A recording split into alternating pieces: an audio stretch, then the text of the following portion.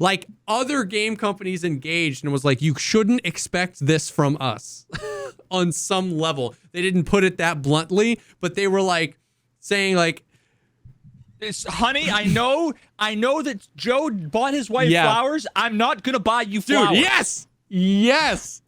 Don't expect that shit from me, dude. Hun, sorry. For real, though. It's like weird. It's weird.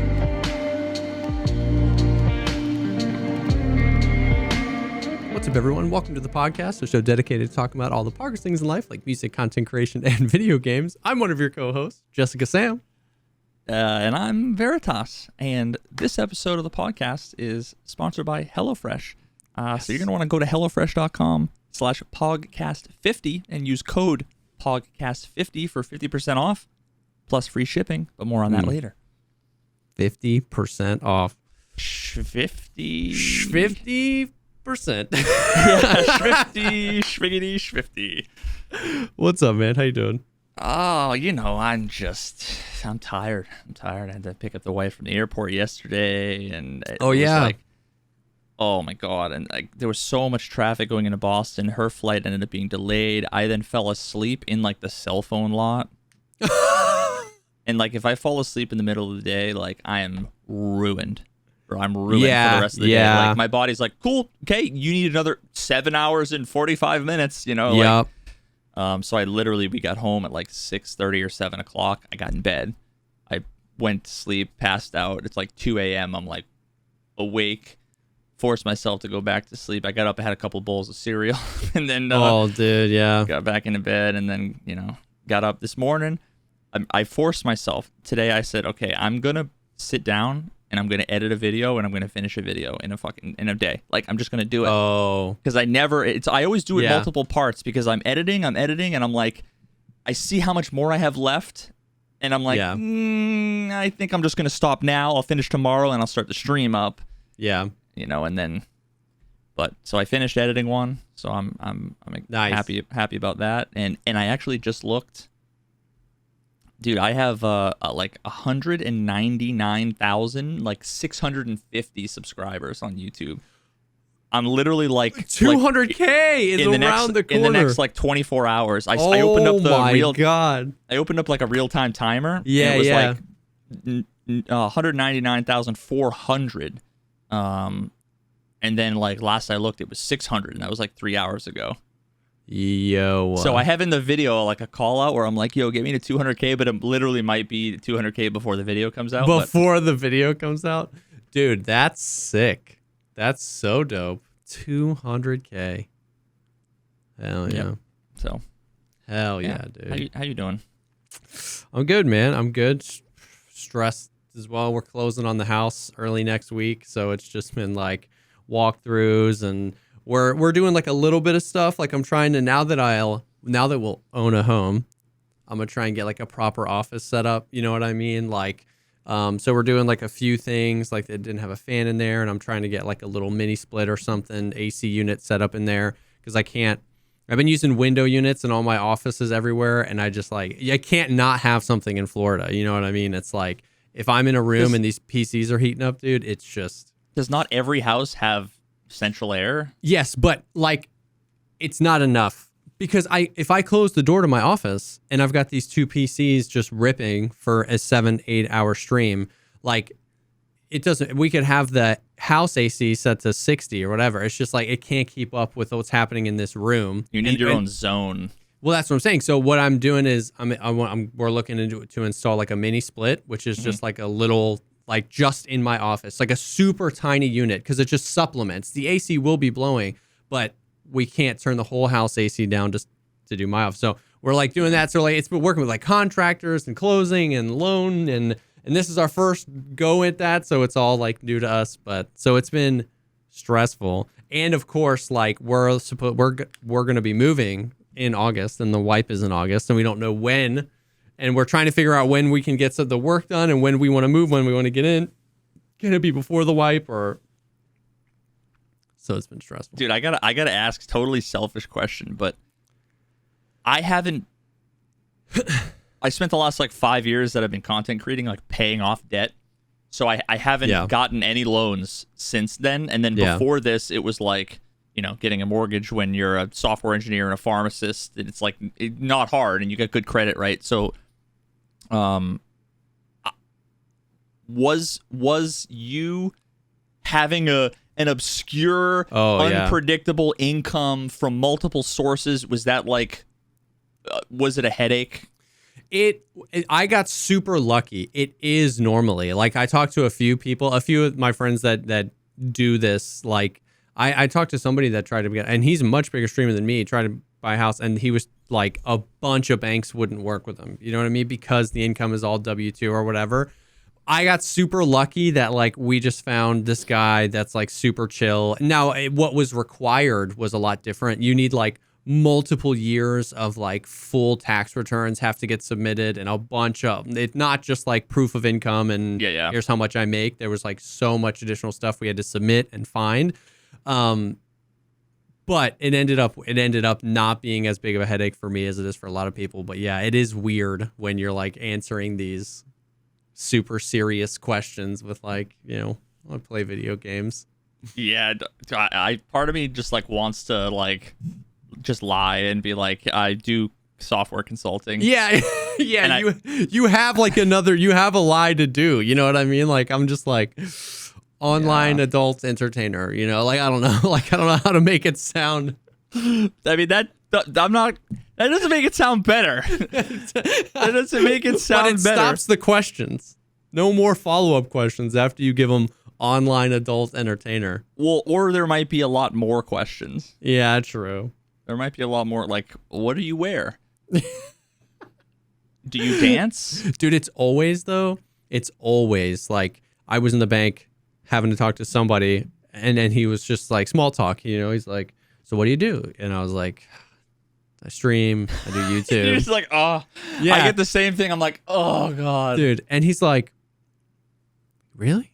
And I was like, yeah. He's like, dude, my kid wants to do every time, 10 out of 10 times. If you're talking to somebody that's like 45 years or older, 10 out of 10 times, they're like, my kid wants to do that. He talks Fortnite, Minecraft? Like, no.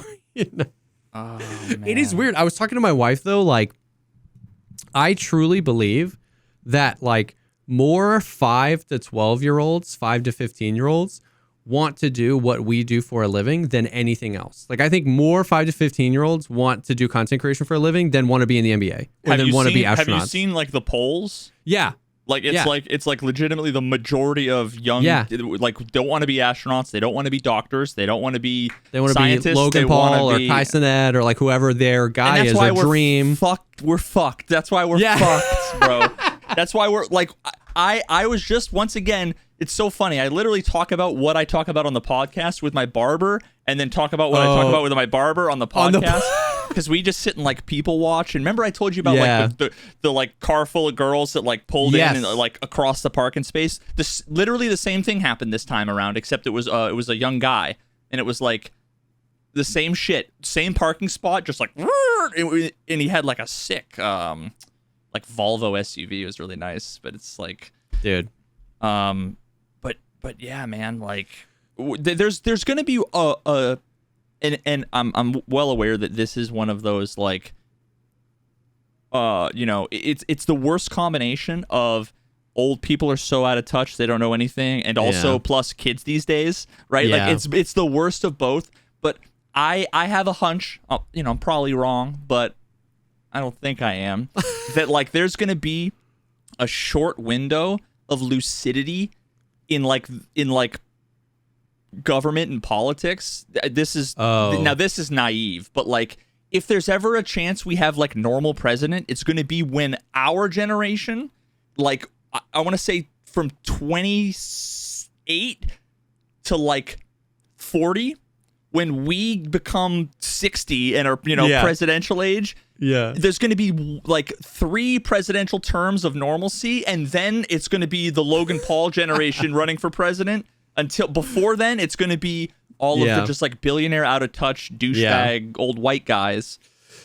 There's going to be one little window of lucidity before we go full and then it just blown. Spirals out of control. Yeah, it is weird though. It's just weird to think that like whenever you tell somebody like 45 or older what we do, it's like my kid, they don't understand it, but their kid wants to do it. And it's just like a weird thing. You know what I mean? I told my wife, I was like, I feel like I'm like on the bench, like third string in an NFL team. Like I'm in it. I'm in the NFL. Like nobody knows, me. Like I'm not, Mr. Beast or Dream, but I'm like, I made it. Like I'm doing the thing.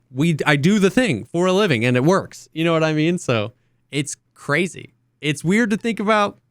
You wonder if like the fourth string, like, left guard or whatever. Yeah. If he makes like 65K and but like, the guy next to him is making 34 million or whatever. Dude. Like I have no idea. They probably still make pretty good fucking money, but you see he's like 5'10". Yeah. Yeah. Totally it's normal like guy. there's no cards being, no football cards or basketball cards being traded around to those guys, but they're in it. They're in the NBA. I was like, that's me, dude. I made it. And I'm fine with that. Like I'm chilling, you know what I mean? I'm literally picturing you like with like rec specs, like the high socks. Like you just look like a dad that rolled into like a pickup basketball game and everybody's like, oh, fucking this guy. They picked me up outside of the tailgate. I was grilling up burgers, and they pulled me in. And you're just like, yeah, Kobe! As you're going by, and you're just the sickest cheerleader ever. You never set foot on the court. Yep, I'll take it. I will take it. But yeah, so it's been crazy. It's been a crazy time. We missed it again. But in Tarkov land, there was a crazy week that happened. I don't know how much of it you heard. I'm sure you heard like nothing? Okay. I can't think of anything that jumps out at me. No, that's good. That's good. We had a crazy week in Tarkov, and it started, of course, like I think we recorded on Thursday and then Friday it started again. But like last week we were talking, and it was the free labs event, and scavs could go labs, and it was free labs, and insurance was working, and that was the event. And that ended. And then we got a 19 long quest chain. We didn't know it was going to be 19. But it started with, there was a video of Fence. It was actually a pretty dope video. Fence talking, and there was like stuff in the background, and he had people like handing him documents, and he was talking. I'm not super up to snuff on the lore. Was it like an anonymous video? Like... Kinda, yeah. Voice changer. Yeah, and it was super dark, super dimly lit, but you could tell it was Fence, and it was this whole thing. Anyways, it was really kind of interesting because there was a lot of lore to it, and I feel like the lore made some of the quests feel better if you knew the lore, but I didn't really know all of the lore. But basically, the big thing was everybody was like, okay, it's like 2 minutes of Fence rambling about like just stuff and Sanitar and the Rogues and Lightkeeper and Lighthouse and this, that, and the other. And then towards the end of it, he says, because I always pay my friends well, I'll give you something in your hideout that will help with your stash. And everybody was like, wait, what? Because we knew Nikita said on the podcast, he was like, we have something really cool planned for the end of Wipe, and it's going to be this big reward. And nobody knew what the big reward was. And then he mentioned something about the hideout and the stash. And everyone's like, are they giving us extra stash space? What's going on here? So then we get that video. And then they basically dropped somewhere between 2 and 3 quests a day for just about a week. Because this ended up just finishing on Wednesday, I think. And it was super weird how they did it. But the like long TLDR is... like we'll go through each of the quests because I want to talk about how this is the overall Veritas this is the closest they've been to like really cool, well executed quest chain. There are a few major, like you ruined it, like a few major moments where like classic VSG, but on the whole it's close, and it's the closest they've been in a while, and a lot of it was really cool, but some of it just made me like so frustrated because it was so close. But as a part of the event, there's the first quest, it's called the Terror Group Trail, and you had to locate Fence's men who went missing on Shoreline. And between the west wing of the Shoreline Resort and Path to Lighthouse, that extract, there's that truck that always has like the boxes next to it and scavs spawn there. You always go there. Where like the LEDXs were yes, we're supposedly spawning. Yeah. So at that truck, there's like 4 extra dead bodies now. So you go there and you look, and then you just leave. And then that's quest 1. It's like, okay, we located the thing. And then quest 2 is eliminate 2 weird scavs. That's the literal flavor text, said weird scavs. And then we found out that yeah, you see a scav with some weird animation. Yeah. So on Shoreline at that truck, 3 scavs are spawning, and they're like hella aggro. They'll aggro you even if you have max karma. And this is kind of weird, but they're like hella lean. Like oh my god! Wait, I was right. They're kind of all fucking weird. You know, like did you play BattleBit enough to see the people like walk strafing, doing the lean, the QE lean, and the little blocking? It looks like that. They're literally shooting at you like this. Just QE spamming, but they'll shoot at you super accurately.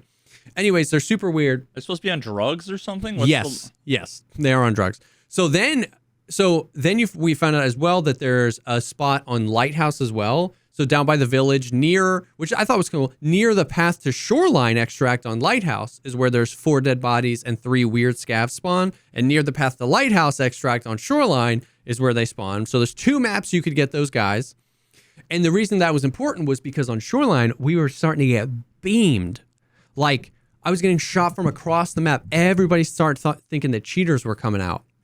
Well, it turns out the goons are a 100% spawn chance at the cottages.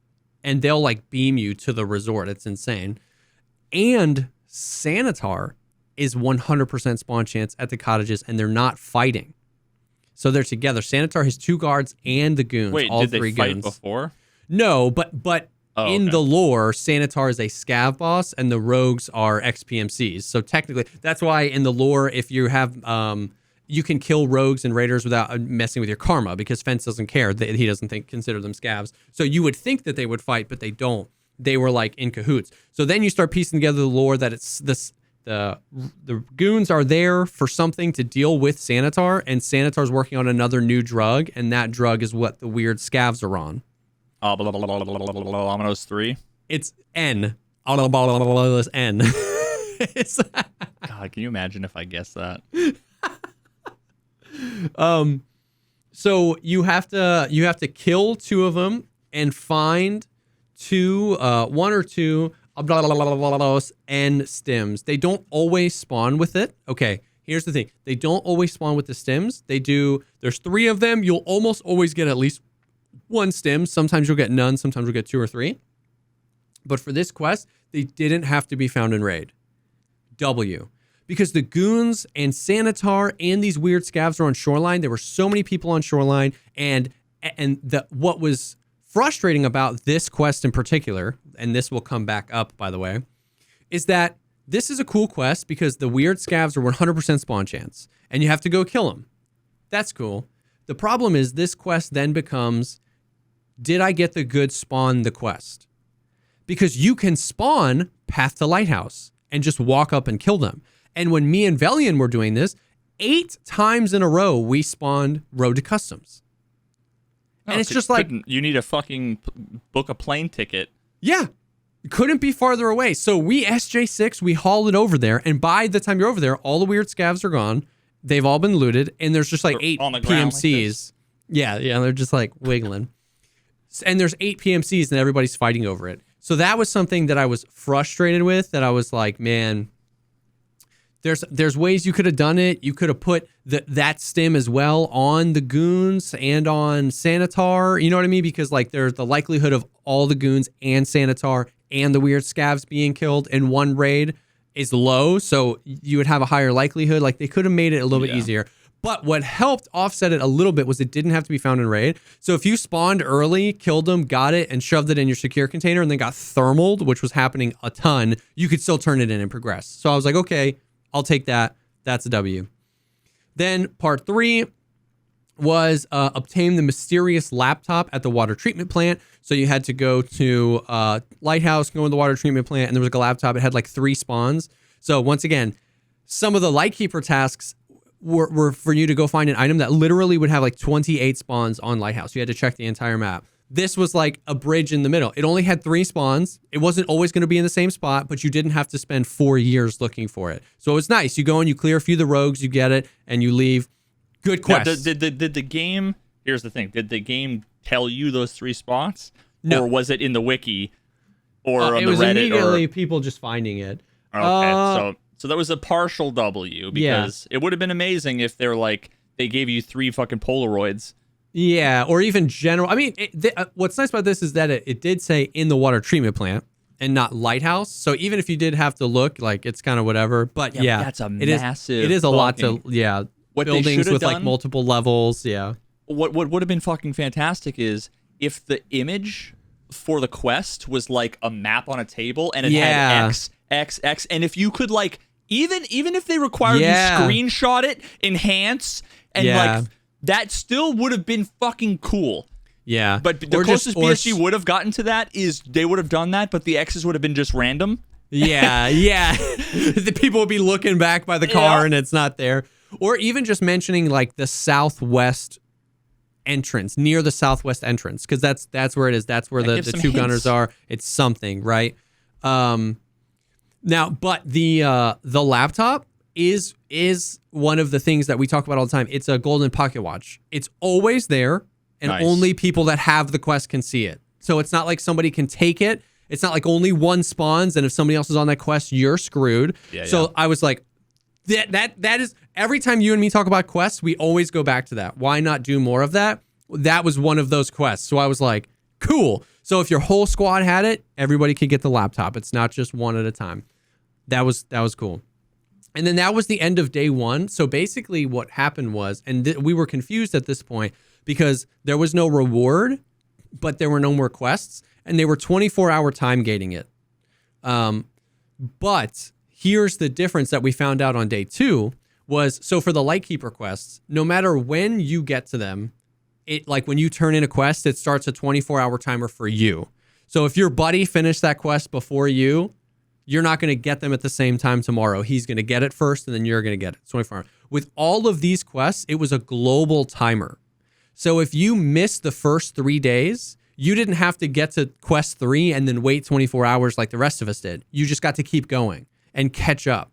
So it was a much better way to make sure people weren't flying through it without like punishing everyone. Yeah. So if you missed the first few days, or if it just took you longer to do the quests, you were always able to catch up. It was a global, but they didn't want people flying through it. So they did around 3 at a time. Well, also, I would assume that they also wouldn't want to. Hey, is this quest still exist or is it gone? It's still there. I finished the quest line, but it's still there. Let's say the wipe is tomorrow.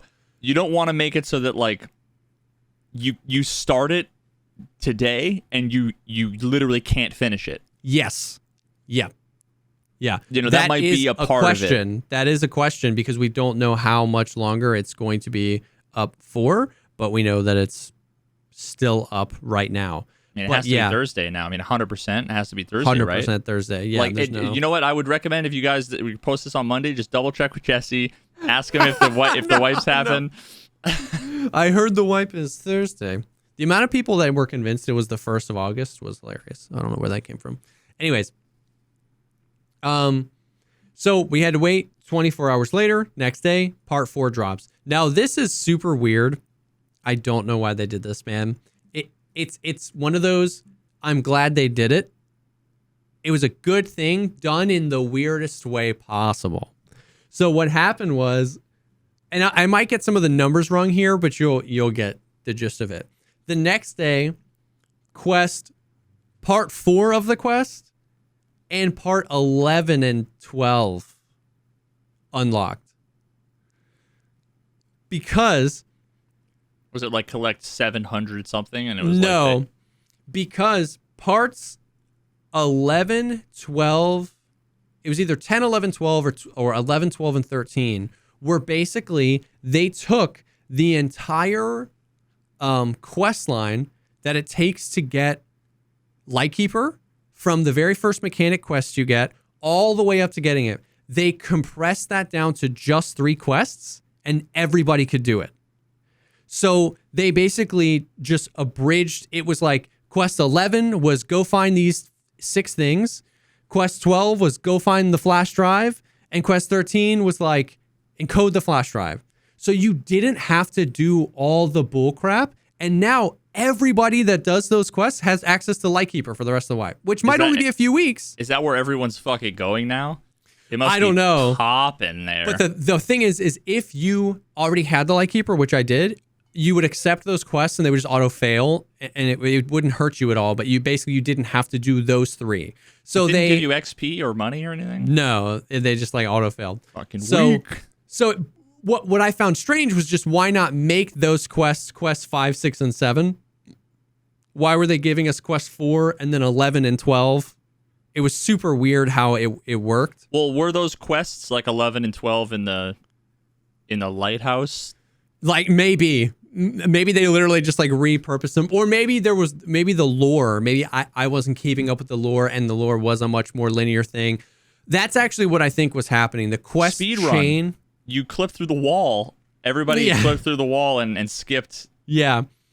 So the quest chain was probably very lore rich on, they want you to go here, they want you to do this, they want you to do that, and then they want you to get access to Lighthouse. And they probably just had the forethought to think, hey, these quests are some of the harder ones, and getting to the Lightkeeper is required for this quest chain. So let's just let them start working on these early. Because if you finished 4, you could unlock 5 and keep working through, even if you hadn't yet completed 11, 12, and 13. So they kind of just sliced that out and gave it to people early to say, hey, start working on getting the Lightkeeper.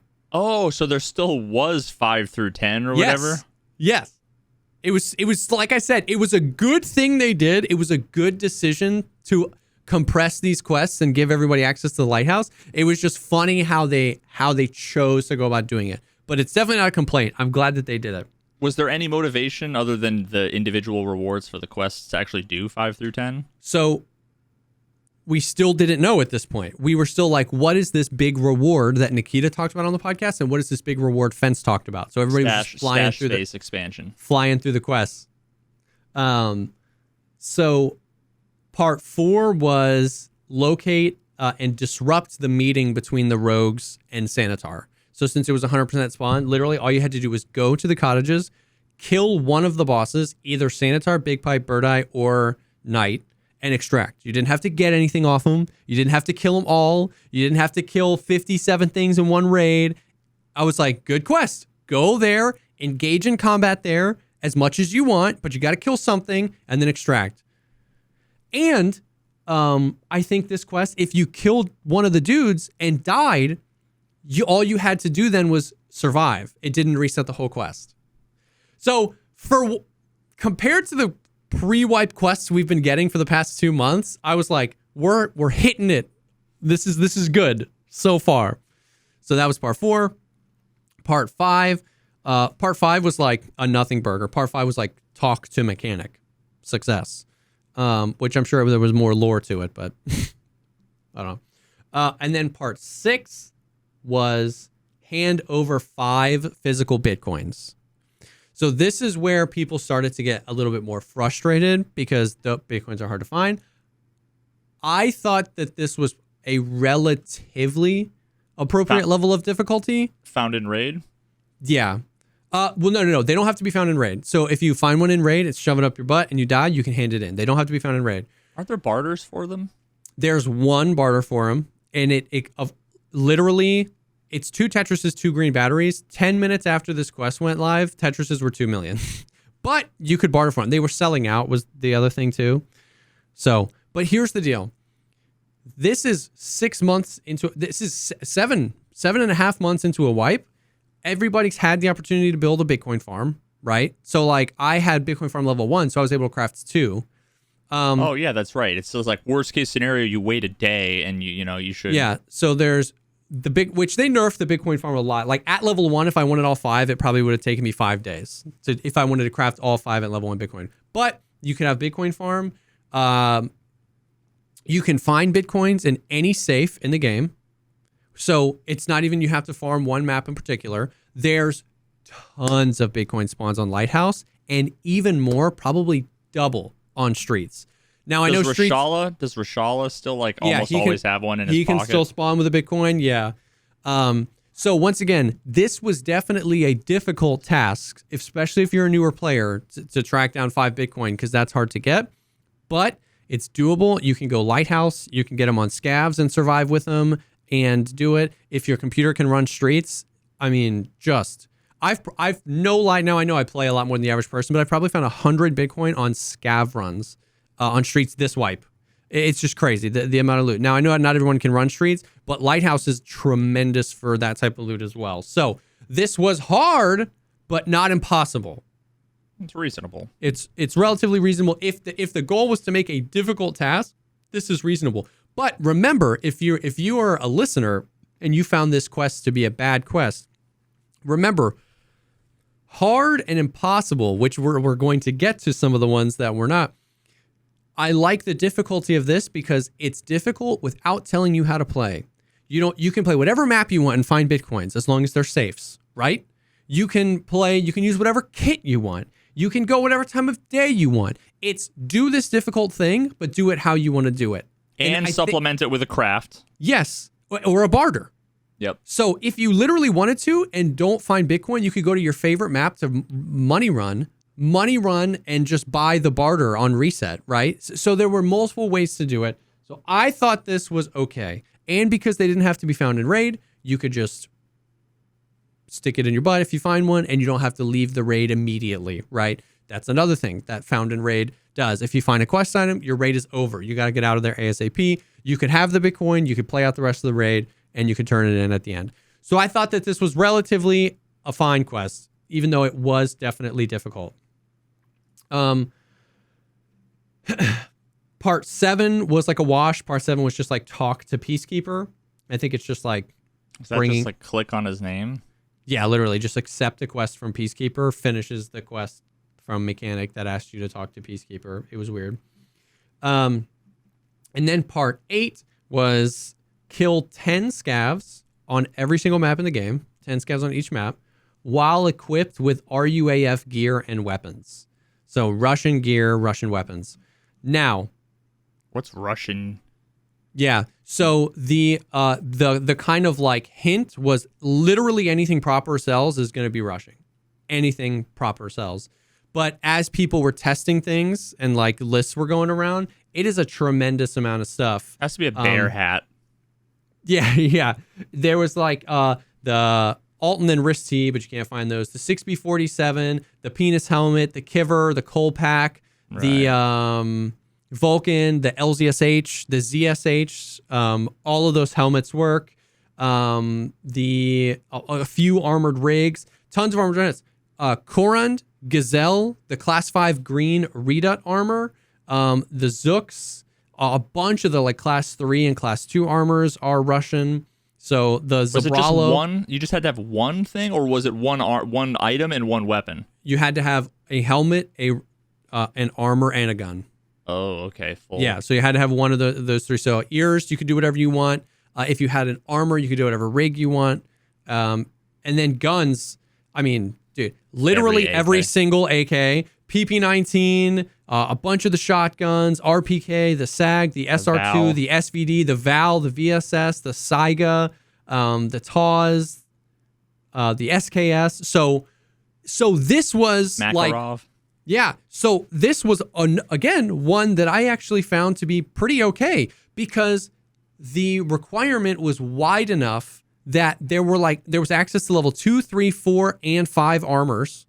There were access to decent helmets, and like 50% of the guns in the game, if not more, right, were viable. All the AKs and everything. So, well, yeah, and also you've, like, this is what, number 7 or 8 or something like that? Yeah. Like... If you've gotten this far in this quest line, you cannot use I only have level 1 traders as an excuse. Yes. You can't use it's... So I thought this was a good quest. It was restricting, but not restricting in a too restricting way where it's like where this armor, this helmet, and every time you die, you had to buy it. I had tons of Gazelles floating around. The Korund purchase isn't that bad. Like it was super easy to meet these requirements. Most of the helmets were the cheaper helmets anyway. I thought this was good. And... I like the quests like this, where it's like, go pretend to be like you don't even have to know the lore, but you kind of know what's happening. You're like, we're setting somebody up for sure. You know what I mean? So there's so many guns that you could build them in a million different ways, however 100%. You want. And that was it. You could do whatever attachment you want, whatever sight you want. You just had to have the main part of the gun. So kill 10 scavs on every map dressed as RUAF. Level part 9 was, and then this is where things started to be a little bit more brutal. You had to stash 2 bottles of Dan Jackal whiskey on interchange. That's fine. You had to stash a 7.62 MDR in an open room, in an unlocked room on customs. You had to stash a pair of quad nods on reserve. You had to stack 2 EOTech, the HHS, the optics with the magnifier. Yeah, the terrible ones. You had to stash 2 of those on woods. But you had to stash the SP8 survival machete. You had to stash the SP8 survival machete on inside the pumping station on factory. Now, you can't buy the SP8. There's no barter for it. And it was only really spawning like as uber low chance on like raiders or Reshala guards. That was it. So this was a hard stop, complete RNG, everything out of your control. Just like you know, because and you've been playing Tarkov longer than me. Like how many times do you think individual items are in the game now than there were in 2017? If you include every subset of item, it's just tremendous. It's 50x the amount of items. So anytime a quest is like, go find one. Yeah, now it's not 1 of 5, it's 1 of 35. Yeah. Assuming an equal distribution, but it's assuming not. Which it's not, because scavs have the machetes and XYZ and this. And so this was a hard lockup for people. People were selling them. This is what I found funny, because someone in chat had one. And so I said, because they were you can't sell them on the flea market, but they were instantly selling for 30 million. Like if one came up for 30 million, you couldn't buy it fast enough. And somebody had one found in raid in chat. And I was like, what's the fee if you listed for 10 million? He was like 6.7 million. And I was like, oh. I was like, what's the fee if you list it for 25 million? He was like, let me check. 31 million. So these machetes were instantly people weren't looking. People were listing them for 25 or 30 million, paying a 40 million ruble listing fee, and they were getting insta-bought. Like, people were just losing rubles hand over fist listing these. It was crazy. It was crazy. I mean, that doesn't surprise me. No, people were not even looking. I was basically, after every single raid, I would spend a few minutes just refreshing the listing, and I ended up sniping one off the flea for 5 million. I got super lucky. Someone was paying attention. They were like, hey, 5 million, I get 2 million profit or 3 million profit. And I sniped it, and I was super, super glad. Now, this was the first moment that people were like, I don't know what to do. Like, how should I get this? And everybody was just saying farm Reshala. So customs is a madhouse, right? Yeah, it's must be lit. While I was going for it, we ran into Reshala 2 times, full wipe. None of them had him. So it was just... Of course. So now I will say that in the days since then, they have confirmed, nice guy from BSG, they added the SP8 machetes to regular AI scav loot pools and increased in the Raider and Rogue loot pool. Okay. So I've seen people saying that they're finding 2. I found 2 today. I found 3. You know what I mean? I found a bunch. And because of that, more being are listed on the flea and stuff like that. But that came probably 3 or 4 days after the quest came. So that was a real big sticking point where people were like, dude, this is impossible. And I didn't have one, and I was like, yo, how am I going to get one? I got super lucky that I sniped one off the flea. But once again, the criticism here is not you guys suck. It's the criticism is you were so close. Yeah. Just put this goddamn machete on 100% spawn on all the bosses, right? So it's still RNG. You can't get a boss every single raid, but allow the player to play how they want, play whatever map they want, and give them a fighting chance. That wouldn't, if you had put them on like all the bosses except the goons and Sanitar, because they're 100% spawn chance, and that wouldn't be an easy quest. That would actually still be a difficult one, but it would be so much easier than just go out into Tarkov and hope you find one of 70 melee items. Sure. You know what I mean? So that one was rough, but they have since done it. And yeah, apparently they're going on the flea right now for like 400K. So that's totally fine. But that was one that was brutal. But once you stash them, then part 10 was eliminate any 30 targets. So PMCs, scavs, bosses, or boss guards on streets in the Lexos car dealership area with a VSS Ventures. Any other kit that you want, but use a VSS, kill 30 of anything. And that extended, I don't know how much you've played streets, but that area was a really loose area. It was wide. The Lexos area, the Sparja marketplace, and the construction site where tons of scav spawn all was in the Lexos area.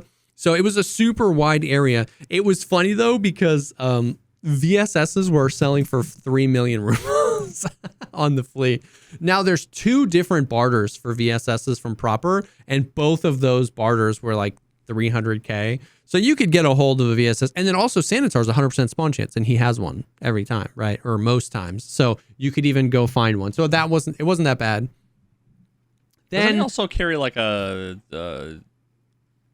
a PPSH. He can have a Keter. Like a Keter, yeah. That's right. He can have a Keter, or he can have a VSS. But here's the thing. Here's the little sly thing that they do. So that is all the quest says to do. Eliminate any 30 targets while using a VSS Ventures in the car dealership area of Streets Tarkov. When you hit your 30th one, it's like, ching, you got your thing, and you're like, oh, can I turn in this quest? And then you look, and it's only after you kill the 30 targets does the second part of the quest pop up. So you're like, fuck off. I hate that, dude. Yeah. And that is plant Sanitar's bag on the second floor of the car dealership near Kaban's office. Oh my God. After people already like looted his bag or just didn't grab it at all. So it had to be purposeful, dude. They're such fucking trolls. Yeah. So now the problem there, once again, this is a really cool quest if you take it in its entirety.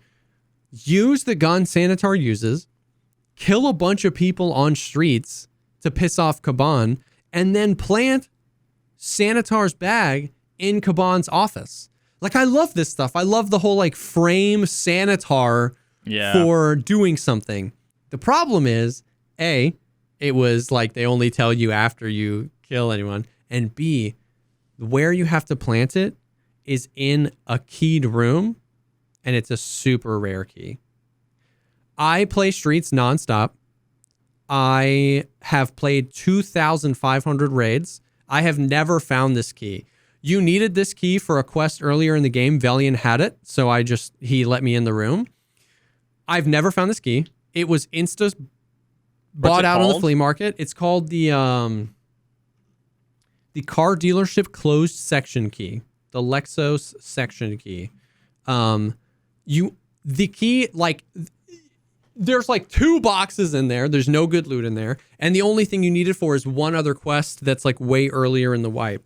But it's a super rare key. Like that quest early in the wipe, the quest to do that was a huge lockup for people because nobody could find that key. Whatever. Now you just need it again. It was sold on the flea market, and people were finding them so rarely that you couldn't ever catch a listing for it on the flea market either. Yeah. And so here we are again, dude, where it's just there's nothing for the player to do. Like, once again, people were coming and they were like, dude, what am I going to do? Do you have the key? And I'm like, I don't. Valiant's friend had it. They let me in. I don't. And if you die, by the way, with the bag, you have to go get another Sanitar bag and to come plant it again. Yeah, and you can't put his bag in your bag, so you need to like... You can put his bag in your bag, which is nice. Is that new? Well, no, remember the Sanitar's bag is just a bag. His Sanitar guards can sometimes have the medical bag that you like can't put in weird stuff. But Sanitar's bag is just kind of like a duffel bag. Yeah. A blue duffel bag, right? And it's funny because his duffel bag was insta-selling on the flea market for like 10 million rubles. It was the actual most insane money farm of all time. If you were competent at like combat in Tarkov, like me and Valiant, because... You mean cheesing... If you're competent at cheesing Sanitar. No, yeah. If you're competent at cheesing the guards and the rogue bosses, like because each day they were time gating the quests, we would finish the quests and then we would just go farm the goons and Sanitar just for fun. And on that day... Every time you extracted with a Sanitar bag, it was like 7 million rubles. Oh my God! Wait, so you being early, it was like back in the day when you unlocked Salewas. Yes. Like on the first day of the wipe, and then you could sell them for hundreds of thousands of rubles. You could literally make 100 million rubles that day, because they were just insta selling for anywhere between 7 and 10 mil, and he was 100% spawn chance, so you could just go get another one. But anyway, so that quest was once again a cool, well-designed quest where the quest objectives themselves told you the lore about the quest. We're setting up Sanitar. It feels so good. And it was just so brutal. They could have just, and once again, to do fair criticism, there were other ways to do this. You could have given every player like a 3-time use key, right? Like you have 3 times to try this, and if you can't get it, now you have to go find it. Yeah. You could have just had us plant it anywhere else in Lexos that didn't require a key, and it still would have been cool because it still would have been you setting up Sanitar. Like it just didn't. For all we know, they put like a static spawn of the key somewhere, and it was it wasn't data mined, and that someone thought they just got lucky, and then like nobody. Yeah, they could have put that key on Sanitar as a part of the event much more frequently. They could have increased its spawn rate in filing cabinets on streets. But it was just go find, once again, when you think about how many keys there are now versus when there were only 3 maps in the game, it's just like go find one of 300 keys. Idiot. Like, just do it. Yeah, just do it. It's such a sour taste, you know what I mean? Because then, of course, somebody's like, yo, I have the key. And I'm like, dude, let me in. You know what I mean? This is scuffed. Because I didn't feel bad about that because for all week, we've had people in our Discord with the key helping people get in. You know what I mean? Because it's like, hey, dude, I don't know. Like, I'm playing for 2 more hours. If anyone needs to get in, I have the key. And so, anyways, close to such a good quest. So that was the second major stop gap where people were like, okay, well, does anyone have the key? Hold on. These are out of order again. So that was part 10. Now, I'm doing it in part order, but part 11 is one you would have had earlier, which is he gives you these newfangled that came in in this wipe with the Lightkeeper, these like big walkie-talkie radio transmitters. It's really cool because when you plant them, there's an animation. He pulls them out and you like twist some dials and it's like frequency mode. It's super loud and you have to plant these things. And this is a part neat. It's one of the quests of the Lightkeeper chain, but this is part 11. He gives you 4 of them and you have to plant them in the light, in 4 different places on the lighthouse, but they fit in your secure container. So you can like do them one, even if you have an alpha, you could do them one at a time and never risk them because it's like, I think it actually did unlock a barter for them if you lost one. But that was part 12. Part 13 is hand over found and raid plexiglass, insulating tape, a military circuit board, and a military CUFDM wireless signal transmitter, all findable on Lighthouse. And they didn't have to be found in raid. So you could purchase these on the flea or you could find them on Lighthouse. When I did this quest for Lightkeeper, this was all found in raid. So they made it easier, which is cool, right? They're express laning everybody to Lightkeeper. Awesome. Part 13, you had to go to customs. You had to find a flash drive, like the pocket watch, that's always there if you have the quest. Find this flash drive. And then, you find it, extract with it. You turn that into mechanic. And then he decodes that flash drive for you. Then part 14 was the final humongous, just like rip of a stopgap for people. You have to go to labs and you have to find 3 vials, regents, omega, beta, and alpha of stuff. One is just chilling on a desk. One is in black room and one is in green room. And it was just like,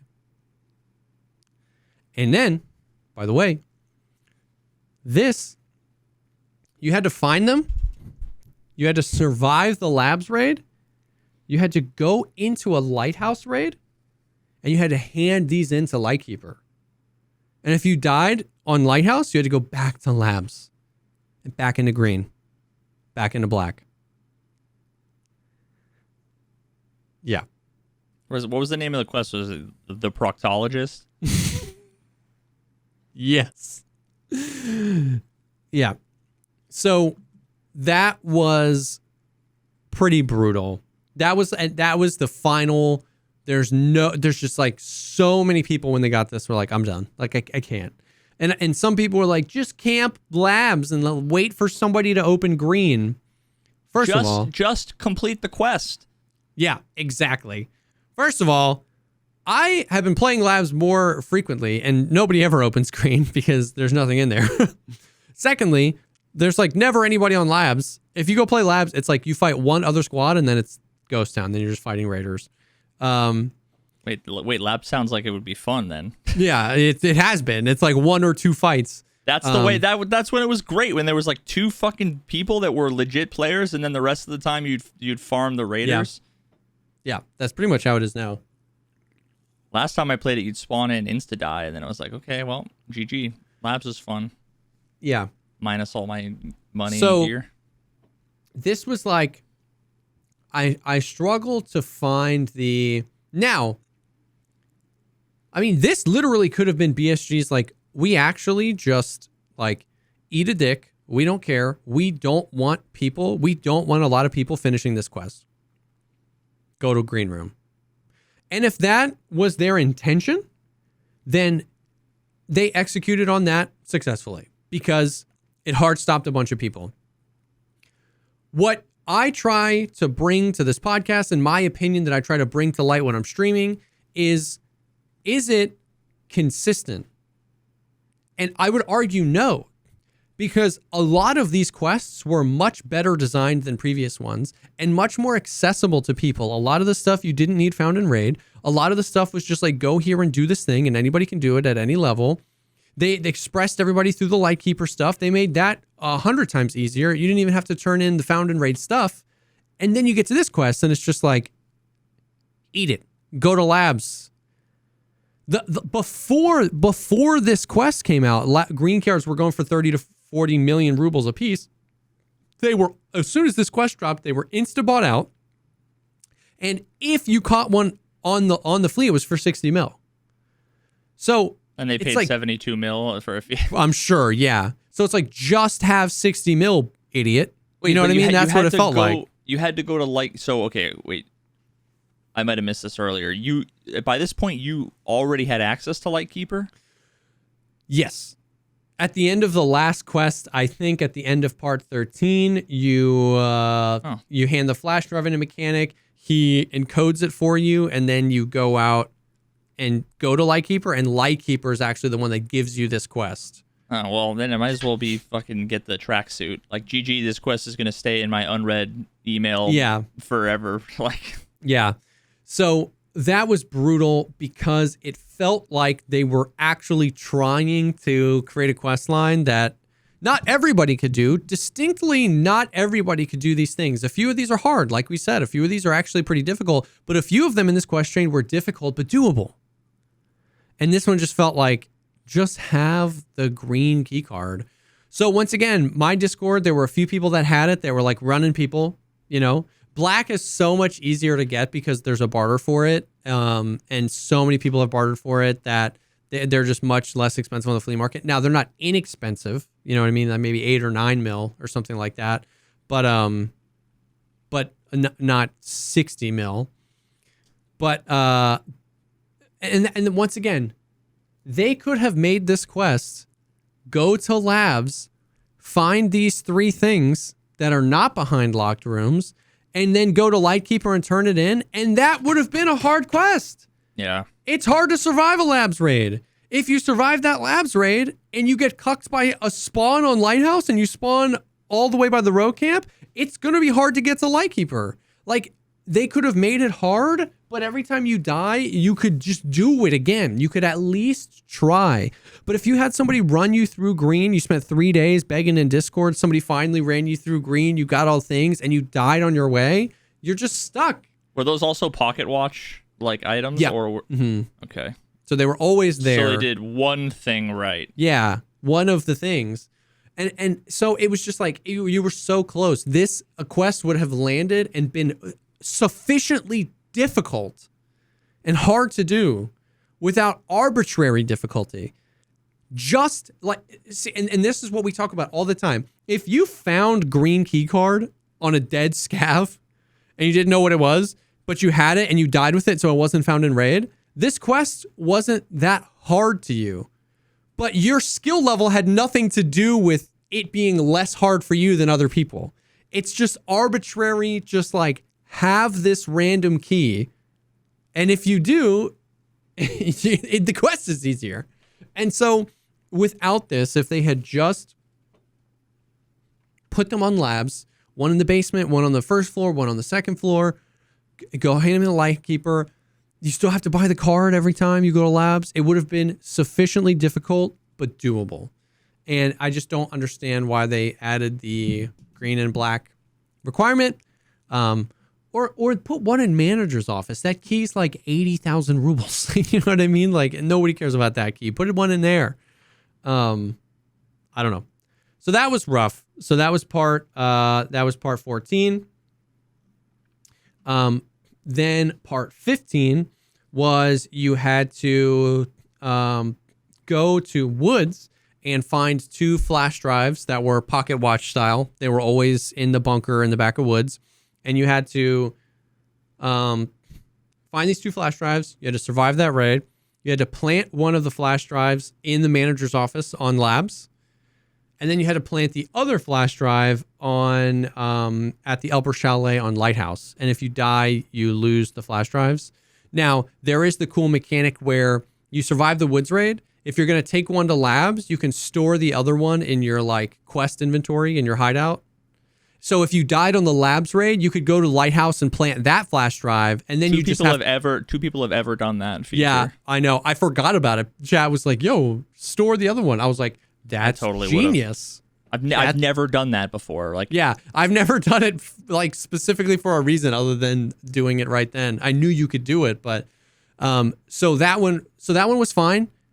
It was fine because it was hard. But if you died, you could just go back to Woods and get the flash drives. Right? There was no card requirement. There was no nothing. Just go do that.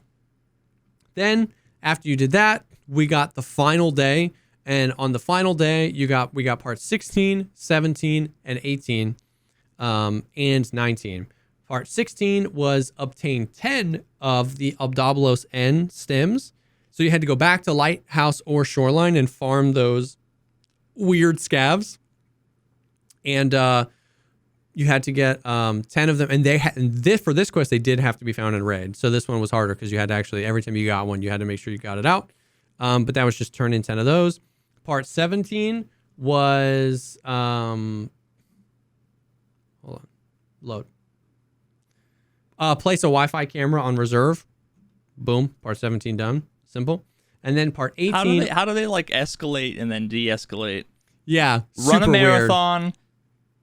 Do 3 push-ups. Yep.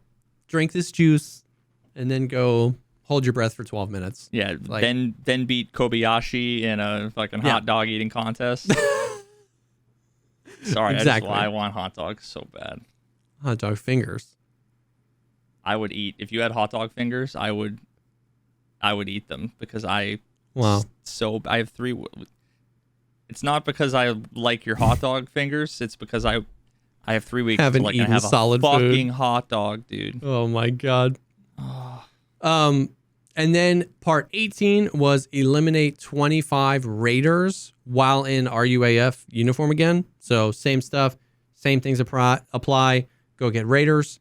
I just did that on labs. You could do that on reserve if you wanted to. I did it on labs. And then that led to part 19. Part 19 was go shoreline nighttime. Eliminate 7 targets. They could be scavs, bosses, guards, or PMCs. Just 7 of anything in one raid on a night raid. Then go to the pier. Go all the way out to the tower on the pier. Shoot off a yellow flare. And then extract. So that was doable. Not a terrible one. You have to do it all in one raid. But the proper level 1 sells the yellow flares, the handheld ones, and those work. So like that was really the only thing. It was largely just go kill 7 things and then shoot off the flare. You know what I mean? So have there ever been any quests that are just like kill anything? Not until recently. Like the one to the earlier one, part 10 was to kill anything with the VSS. They did a few, which is that it's fine because then if you find a player, it's whatever. If you run into a boss, that's fine as well. If you run into scavs, that's chill. It's chill. So this one was repeatable, especially since you knew every single raid, all the goons and all of Sanitar were there. So it's like if you could have gone and tried to farm them, and that's 6 entities right there, and then just go shoot off the flare. Or you could do what I did. I spawned on the other side of the map, so I just ran up and down the middle, killing like sniper scav, a scav at resort, scavs at gas station, scavs at the pier, and I got my 7. And you know what I mean. You could do either way. So however you wanted to do it, that was chill. And that was part 19. And the reward. Now that we're actually here, the reward for the entire quest chain is it's an additional 2 rows in your stash permanently. Not just for this wipe. It's a permanent addition. And you actually can't claim it until next wipe. It shows up on your account. Like, you know, the old Christmas gifts? It shows up on your account there and you can activate it. And it's permanent. You can activate it every single wipe from here on out for forever. But you get 2 extra rows on your stash, which I thought was dope because they've never done anything like that before to increase stash size ever. So I prefer that over a Kappa container or some T7 thermals or 100,000 USD. It's an actual practical reward. I'm actually just really surprised that someone with so many containers and so much gear and so much shit that 2 rows is relevant to you, because for me, I like it's not. Okay. But nothing is, right? Like I go for Kappa every wipe, but 3 slots in my secure container is also irrelevant to me, right? Yeah, but I feel like that has more like utility in a raid. Like, for sure. From raid to raid, then here's how I would put it. If one day they swapped out my secure container with a 4x4, I would instantly notice. If they increased my stash size by 2 rows and never told me, I would never know. Yeah. You know, so I think that's like probably it for me, especially like you just scroll, right? Like maybe 2 vertical rows. That would actually be more interesting. That's what a lot of people were saying. 2 more columns would have been huge, and I actually think that would have been kind of dope too. Even 1 more column. Yeah. You know how fucking annoying it is? Like when I want to like play the Tetris of like I have a scav junk box, and then like I turn the like weapon case here, but then that's like 1 row down. So then you need to put like your fucking like docs cases and key bars, and then underneath that you have like your meds case, but then it doesn't fit with like a meds case, like a grenade case. So you just always end up having these weird one-off like Tetris slots you need to fucking No, I know. I just think like and I think it's cool because it's different, because we've never seen anything like it before, because it's we've never gotten expansion to the stash space before. But here is, it does, oh shoot, I gotta move your camera a little bit. it does. Okay. It does go back to what we were talking about we actually weren't talking about this. Sorry, I lost my train of thought.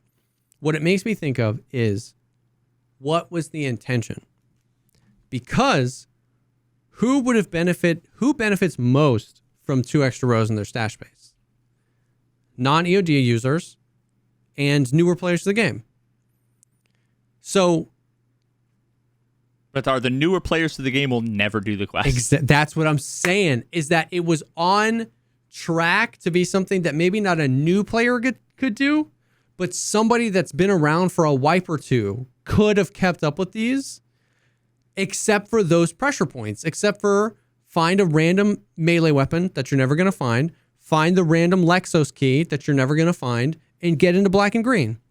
Other than that, other than those 3 things, all of the quests were appropriate. The item was always there if you had to go find it. If you died and lost it, you could go do it again. Sanitar is 100% spawn chance, so there wasn't any RNG in finding his bag. Like, other than those 3 pressure points, this actually could have been something that everybody could have done, largely everybody could have done, including the people. So at the top, you got people like me that would do it just because it's something, right? It's a reward. You know, like the people that do tracksuit, it's like, I'll do anything for something.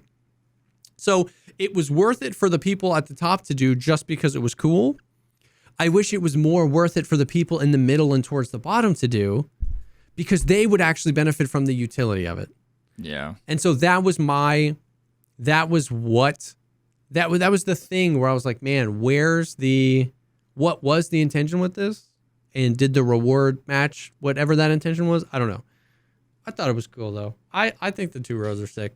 I mean, remove like remove the labs quest, or tweak the labs, like, yeah. And the other one, like there were like 3 of them that were like really shitty. Yeah. Make those better in ways that we don't need to repeat, because we've that are very easy to do. Yeah, ad nauseum. And then make it a column or 2 columns instead of 2 rows. And now you have like a really cool long fucking quest line. Yep. That's attainable and manageable. Yeah. So overall, I like, and once again, there's criticisms. Overall, I think this is one of the best long-form quest chains they've ever done. It's one of the coolest pre-wipe experiences they've ever done. It's, in my opinion, still the coolest reward for any quest. Even though I agree with what you're saying, it's still a reward that sticks with your account forever, right? It's not just a reward that here's 50,000 USD and we're going to wipe it. So on the whole, if we look at the entire thing, JesseKazam gives us a solid 7.7.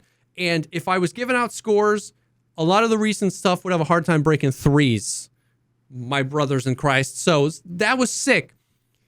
The thing was that there were 3 really bad pressure points. Those pressure points didn't seem to make sense because everything else felt like they were trying to help everybody through it.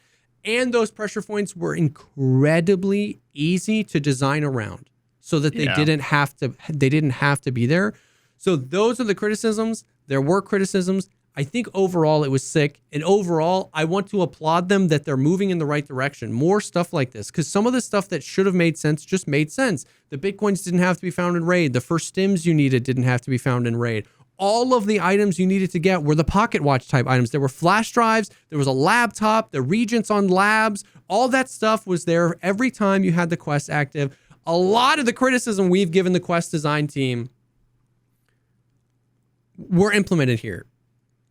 But it's kind of all for nothing if at any point there's just like a hard lock where now, you know, the same 5% or like 3% of players that got Lightkeeper that get Kappa every wipe, anytime there's a lock where only those 3% get through, it's kind of all for nothing, right? Because it's like, oh, come on. So I want to say that for sure, that I thought it was better. I thought it was moving in the right direction. I really, and what I loved was that you didn't have to follow the lore too quickly. The quest designs, largely in and of themselves, were enough.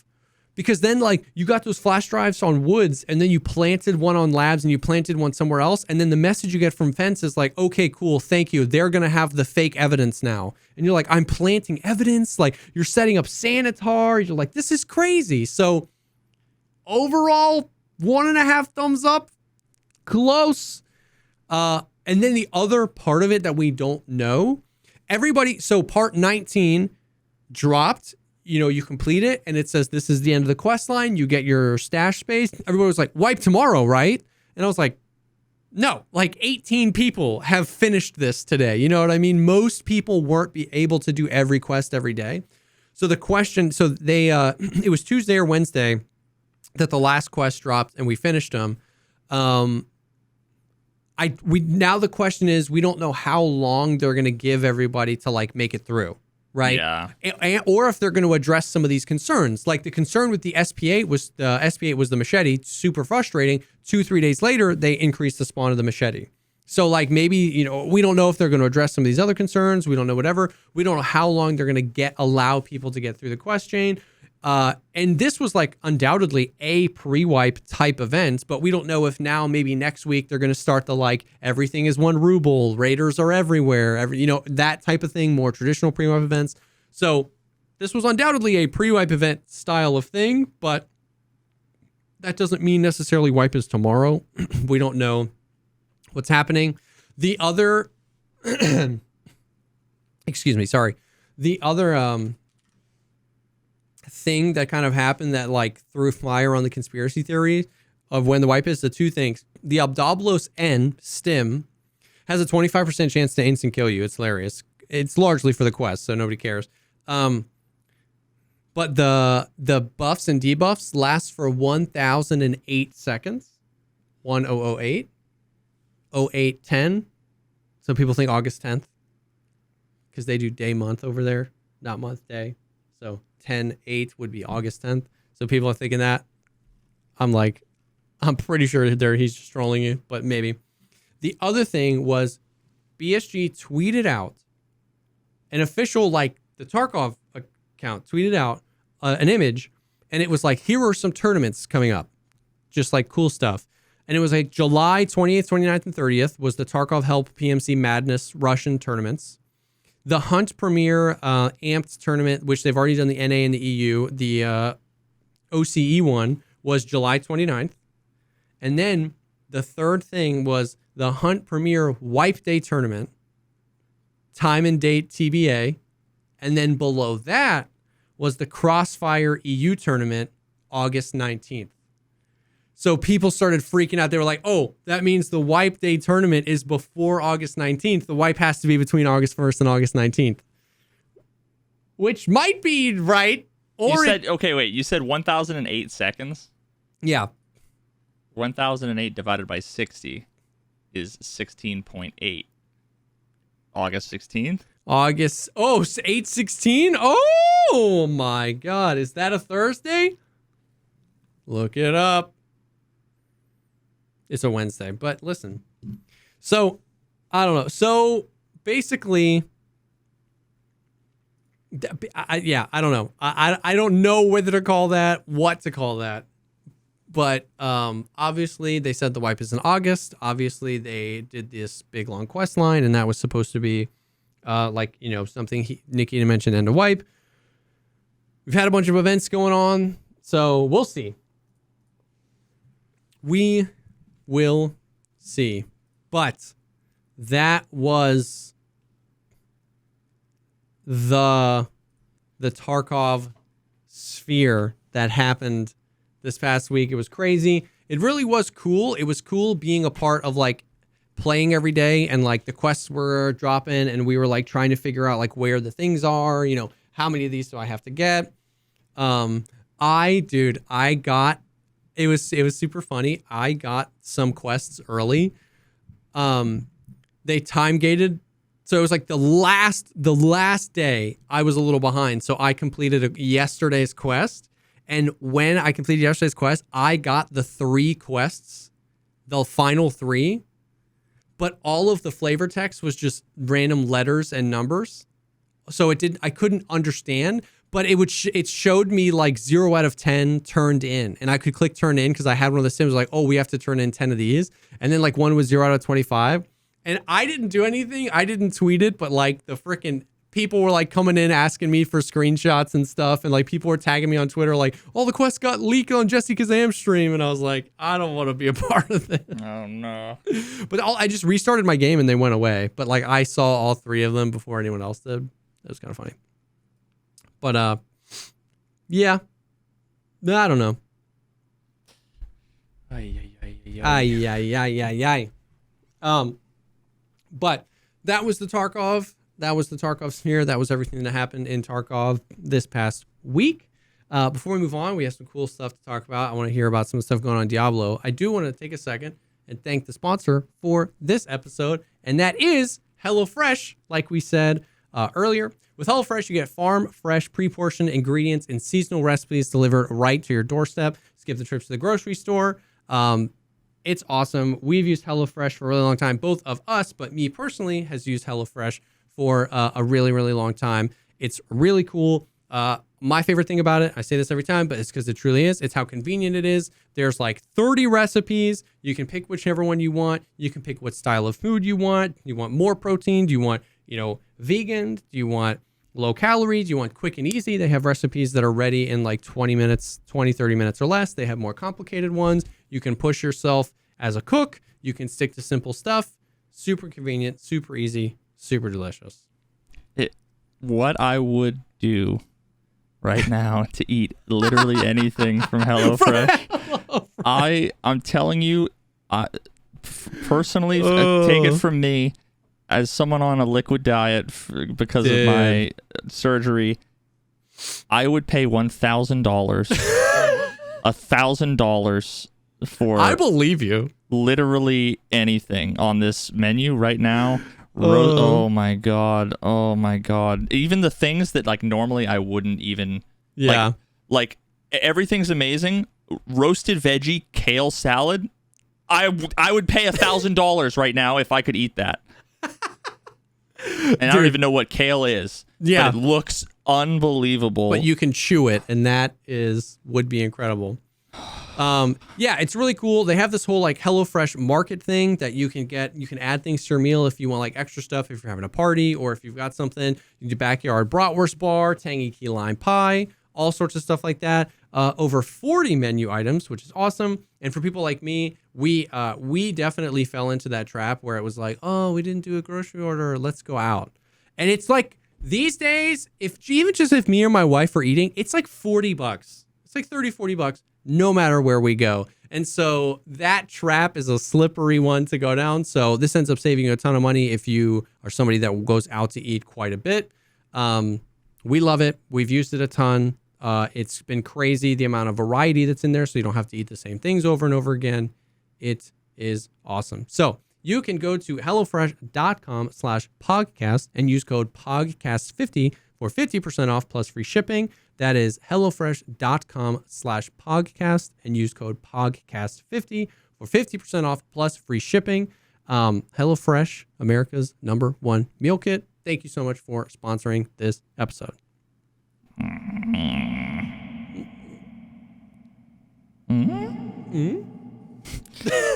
Oh man, I can't wait to eat real food. Yeah, dude, that's HelloFresh liquid menu when? Bro, yeah, liquid only diet, please.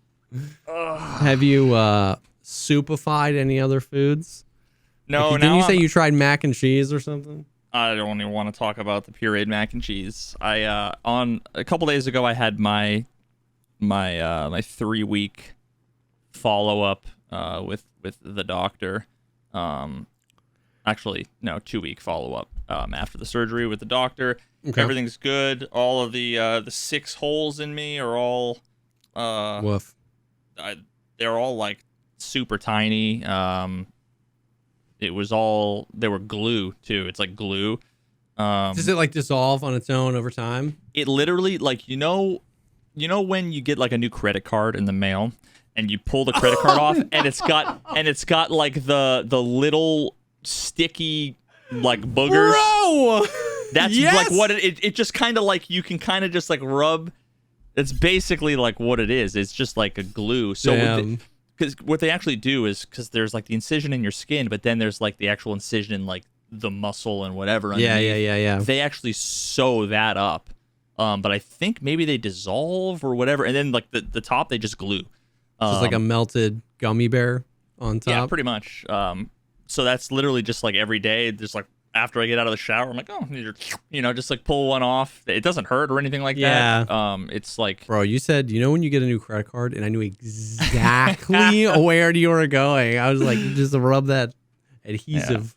Yeah, no. Oh my God, it's not bad. Honestly, the worst part is that they had to like shave my like happy trail because the one of the incisions was literally it goes into the belly button, like right into not like into the belly button, but right up to the edge of the belly button. Oh, gotcha. So now it's just like I'm like I gotta.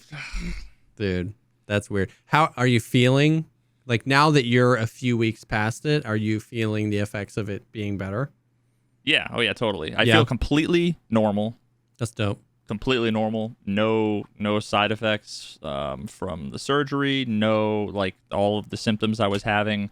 That's dope. Like now, so before I was like constantly like felt like I was choking and had to like cough and like clear my throat. Yeah. But it would never go away. Right now, because my esophagus is like this big still, it's like, they're still swollen and still whatever.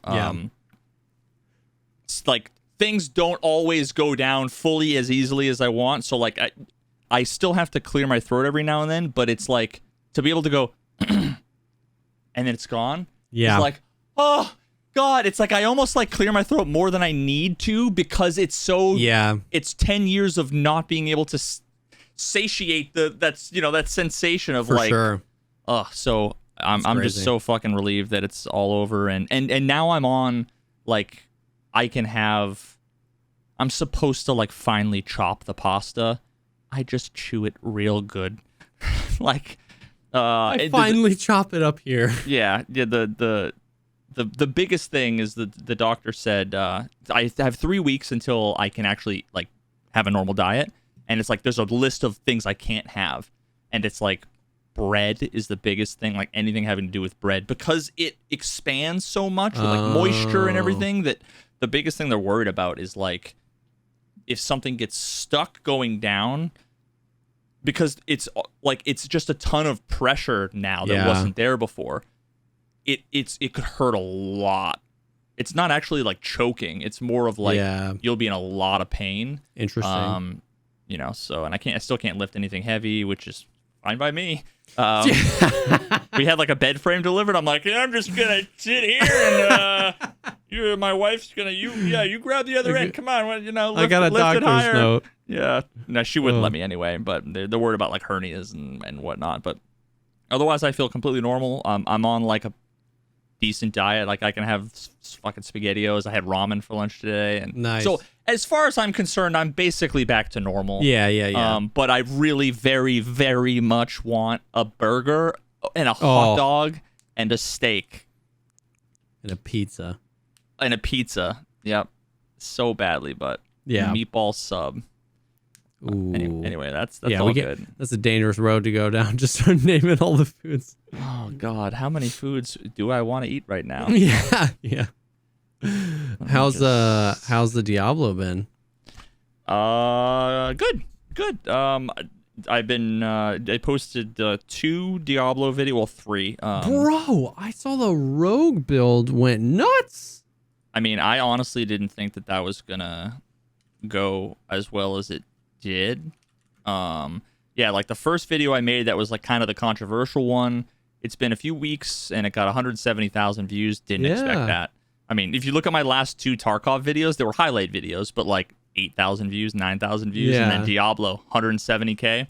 Now the next one I did was like a little supercut of like my montage fighting Uber Lilith, the like end game boss. Yeah. Now that only got 4,000 views.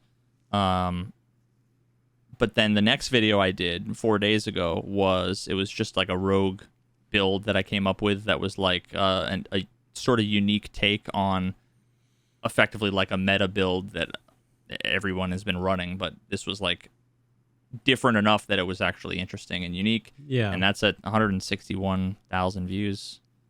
Yeah. So I'm like super encouraged. I don't know.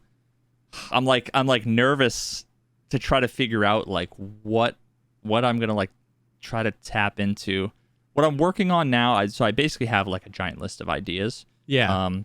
What I'm working on now that I'm totally struggling with what to call it or what like the thumbnail would be. You're good with this. Maybe you'll have an idea.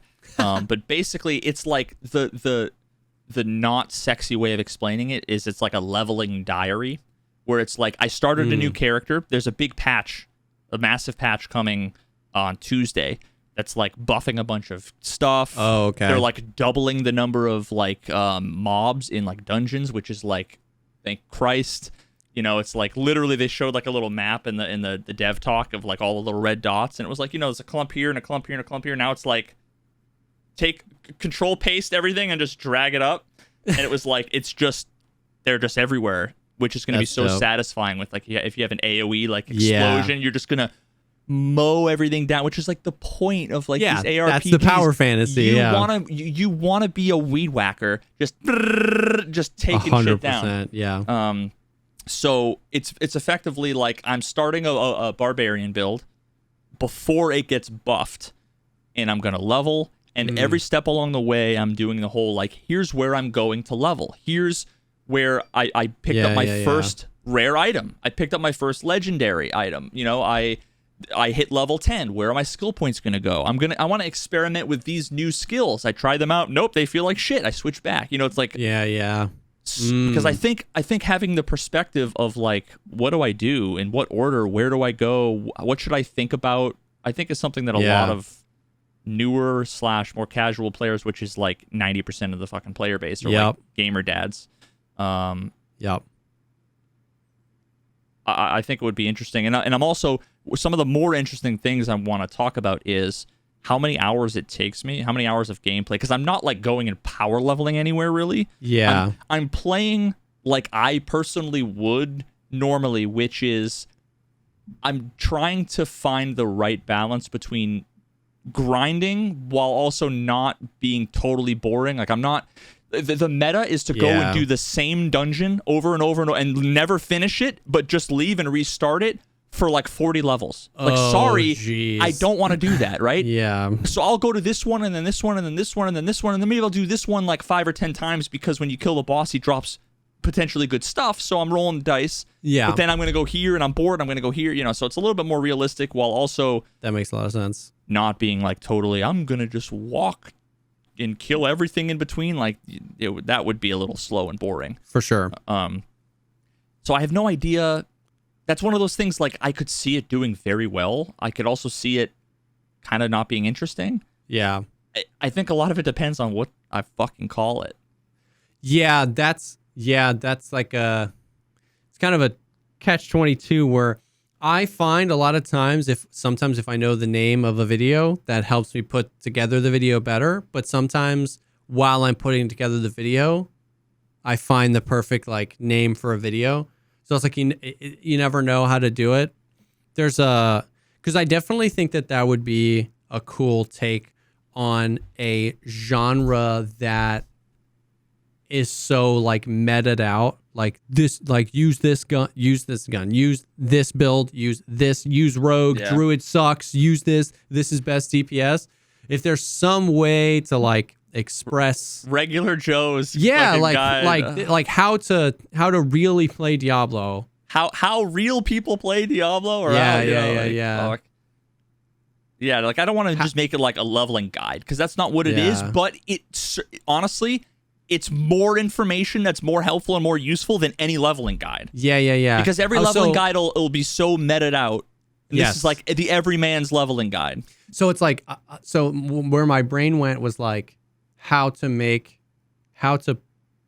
along the lines of how to play Diablo and have fun, how to make Diablo fun. That's a terrible title. Nobody will click on that. But that was just like the sentiment, sentiment of meta isn't fun. You know what I mean? Like meta all the time isn't fun. Meta is fun to like strive to achieve, but like you were saying, like meta is boring. So that's where, so you take that sentiment and then I flip it into something aggressive. So like meta is boring, watch this video, or like this video is not for Diablo meta cucks. Like that title would be like, you know what I mean? Would be like, holy cow. You know, something like that. It would do really well, and like half of the creators that I've never met that would probably fucking hate me, you know? True, yeah, true. But like that's the sentiment of like how to actually have fun leveling and like use your brain. How do you create a... Now, while at the same time, it is like I want it to be like totally honest and totally real. Like actually today there was a couple points where I hit and I'm like, I'm so fucking bored. Like, what am I gonna do to like, you know, like so they're... Diablo meta is boring. Do this instead. Something, not, once again, not necessarily that, but like if that's part of it, of like doing this one dungeon over and over again is super boring. So that's something Here's how you can have fun and actually level. Now that was the video that I said I finished today. It was literally like from level 1 to 15. It was like a 20-minute video. Gotcha. Like today I'm already at like level 42 or 43. So like I've got like episodes lined up. Yeah. If it does well, you know, I basically was like, if you guys want to see more, like let me know. If it, you know, if it doesn't, if it gets 4,000 views, then it's not worth your time. I think it would be worth investing more time into. Now the other thing I want to do a video on that I think is a little bit more of the controversial. It's going to be one of those videos that's like kind of a criticism, but I want to make sure I come at it from the perspective of like, I don't want to add to the shitty negativity. Yeah. Here's something that just like needs to be said, because nobody has said this before, and it's entirely possible that the devs haven't thought about this in this way or whatever. But it's basically like Tarkov has a communication. Sorry, not Tarkov. Jesus fucking Christ. I mean, Tarkov does, but Diablo has a Freudian slip. Nikitian slip. I legit almost spit my drink. Oh my god.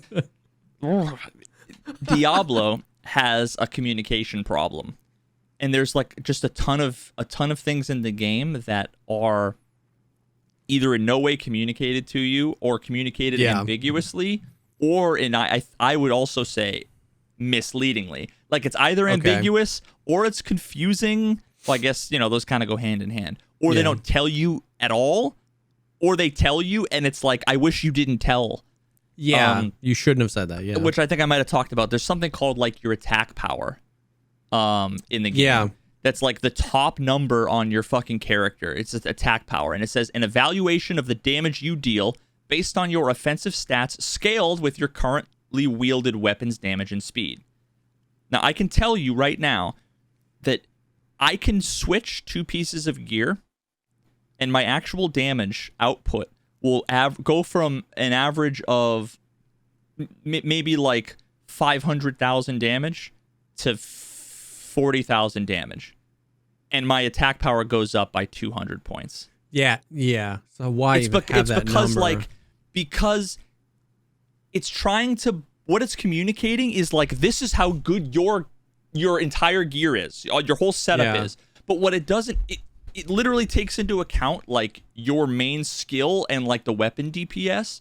Yeah. But it doesn't take into account the 19 synergies you have built in with like, you know, like all of the different multipliers and all of the different, like my boots have a frost trail on them. So when I walk towards an enemy, they instantly become frozen and then crowd controlled. And then I have 90% multipliers on all my things for crowd controlled. And then when they die, they explode and doing 3 times damage to all the adjacent things.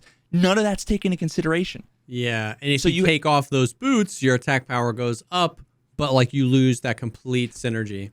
Yeah, I could probably get like boots with higher armor, which would like be like meaningless. Yeah. And yet it would be like, you know, you have a better, maybe not attack power, like, but you know what's funny? I saw this short video where somebody was explaining, like, he was like, we need to come up with a name for the phenomenon of like when there's a subject that is so complicated that the very nature of trying to simplify it to explain it to somebody breaks it. Like this is like Dunning-Kruger adjacent. Yeah, I think he was talking about like I don't know. Maybe it was like someone's talking about Oppenheimer and talking about like the particle physicists or something like that. But it was that idea that like there are certain things that are so complex that if you want to understand them, you can't get the TLDR. You just have to learn it, because the TLDR would actually break the laws of the thing you're trying to explain, because you can't simplify the thing. And so like that's what it made me think of, like this attack power. It's like they're trying to take the tremendous amount of complexity they put in the game, and they just want it. They're just like for the guys that are just like, just give me a number. Was this better or worse? And they do it, and that can never suffice because it can't. Dude, that's exactly like bringing in a little bit about what we talked about fucking last week with the flat Earth stuff. One of the most common things they cite is like like NASA engineering manuals and a whole bunch of other like fighter pilot manuals. And what they say is, for the purposes of these simulations, we assume a flat non-moving Earth, with like no atmosphere, like whatever. They assume super simple everything to do a bunch of like examples, for right? Sure. Yeah. So that and every flat earther highlights it and says a flat Earth with a non-moving, and it's like it's NASA even admits to us, and it's like no, they're just trying to like it's a given this absurd X for simplicity's sake, right? It's like when we're like in a universe where we have hot dog fingers and Nikita communicates well. That's what they're doing. They're like, hey, in a universe where there's no atmosphere, this is how it would simulate, because then it's just easier to extrapolate the math. Not because the Earth is. Yeah. So, and then another one I just recently figured out while I was working on this guide, which I actually kind of want to explain a little bit, just a little bit of it, and see what like your take is. Like what your interpretation would be as someone who's like a gamer but might not, know a ton about Diablo. I'm sure you've seen these games. You know how like there's like a big globe that's like your health globe. It's like filled with blood. Yeah. That kind of thing. So there's a mechanic in the game that is called, where are you? That's called Fortify. Okay. There's also another mechanic called Barrier. And both of them are like, they're like an effect on that globe. Okay. So Barrier is like a blue thing that'll like you have your red health globe, and the blue kind of like can grow to some extent to some amount of that globe. Okay. And what Barrier is it's literally like extra health. So like if you have 100 HP and 50 Barrier and you get hit for 75, you'll have 75 HP health, right? Like it's just on top, right? Yeah. But then Fortify, it like looks the same, but instead it's like a darker red over the red, which gets really confusing because you can be like poisoned, which then like it'll like green tint everything, but then it also shows you what your current health is, but what like the damage over time is. So there's like a line, there's like 4 lines, and it's like super fucking. Like your fortify, your poison, your HP, your damage. And you can have HP. A barrier. You can have all of these things at once. Jesus. And it's all on what. So it's super annoying and complicated. But so what this mechanic, the way it works is when you have the number of fortify points equal to your life, you are fortified. Okay. So if you have 100 HP. And you're like gaining fortify, and you get to 100 fortify, you see like it looks like an armored thing around your health bar. Gotcha. Boom, you're fortified. And then if you hover over anything that talks about fortify, there's a tooltip that says fortified characters take 10% reduced damage. You become fortified when you have as much fortify as your current life. Cool. That seems fairly straightforward. Uh-huh.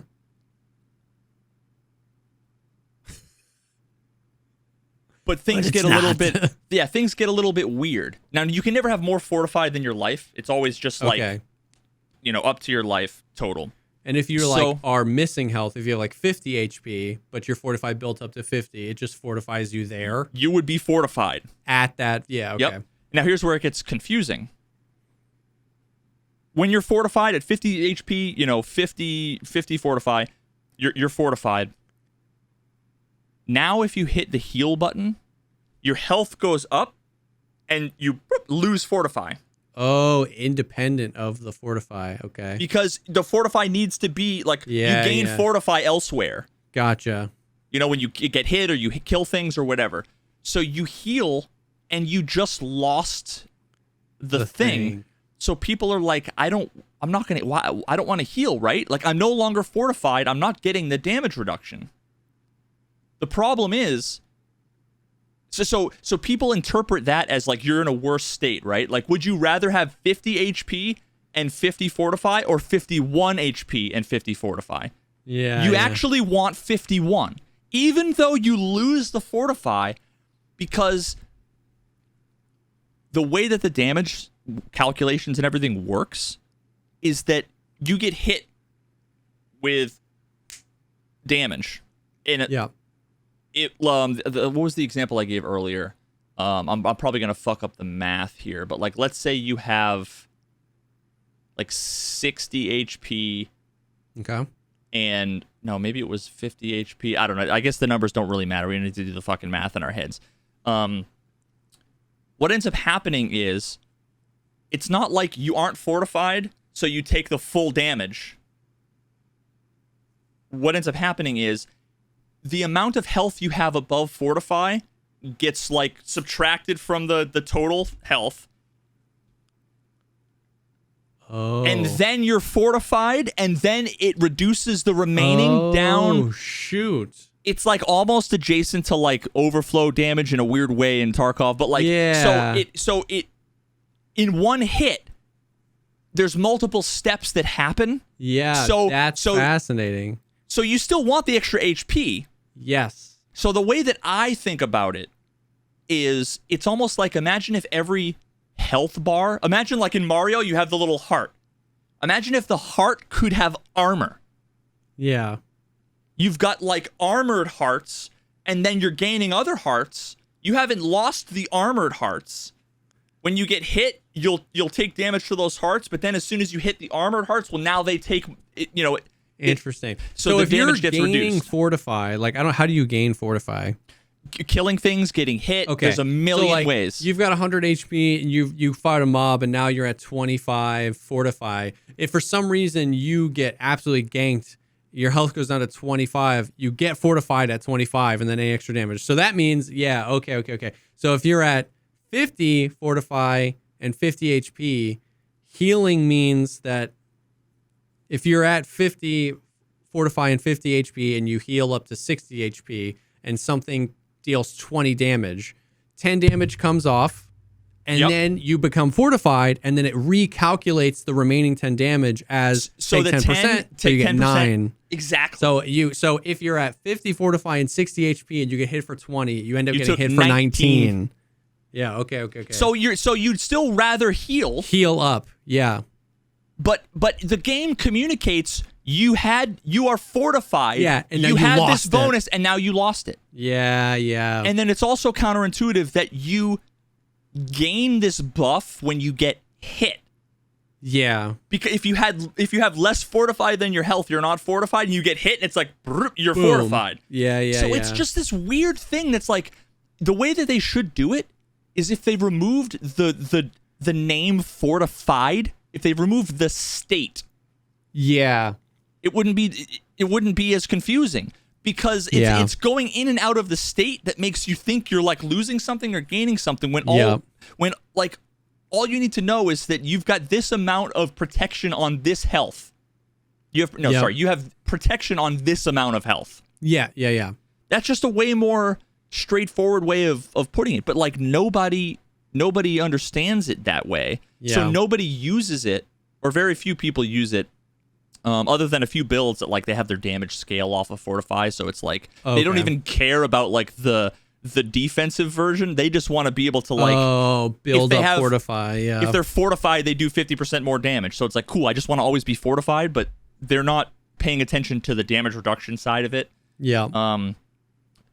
But then like there's whole barbarian builds. Like the druids are the ones that like have a bunch of fortify and, you know, like the whole like Gaia life energy bullshit that, you know, druids have with them, right? But then like barbarians have this whole like thick skin, you know, defensive shit where it's like you become fortified, you might be able to do more damage or whatever. But when you actually like look at it and think about it, it just doesn't seem like sexy because it's so hard to stay fortified. Yeah. The moment you heal, like there are other abilities that are like you heal whenever you hit a thing. It's like, well, now I can't use this ability with this other thing because I'm constantly going to be fucking over my fortified state. But you're not. Yep. Now, if you have 50 HP and 50 fortify, you're fortified. You get hit for 10 damage. Does your HP and your fortify lower? Like you remain fortified? Gotcha. Yep. So then that 10 damage becomes 9 damage, and now you're 41 HP, 41 fortify. Yeah. Gotcha. Okay. But it's like, it's just shit like this that it's like confuses people. Nobody understands fortify versus barrier. Nobody understands attack power. Nobody understands. You know Dill Hero from Tarkov? So me and him have been like grinding Diablo like super hard. That's cool. He's like, he helped me a ton with the Uber Lilith builds, like the whole poison, you know, whatever. And I was like mauling the other day because I made my whole build guide, right? And he was like, awesome build guide. And then he had another build that was like kind of like a little bit more meta, but then he started tweaking it and kind of like incorporating some of the stuff that I had plus some other ideas that I had. But, you know, I'm not taking it from me, but just like in general, like Theory crafted a kind of interesting build, but then had a ton of other things in it that like I was constantly saying, yeah, but why do you like have that? Like, it just doesn't seem like that would be good. And we've talked about the whole vulnerable versus critical versus all this other stuff. And I'm like, on paper, his build looked like shit. Like, literally, I put everything. He made his build plan. I made my build plan. And you look at the stats, and it's like, I have 80% more life. I have 400 more critical strike damage. 20% more critical strike chance. I've got 3 times his vulnerable damage. The only numbers that he had that were bigger than mine were numbers that just aren't good numbers. Yeah. And somehow he was doing 6 million with every hit, and I was doing 600,000. And it's like, now the interesting part of that is that I was just deleting everything. So it didn't matter. It's not like I was struggling. I was way over, you know. But it's like, but you were why the fuck is this happening? Is it and he had no idea.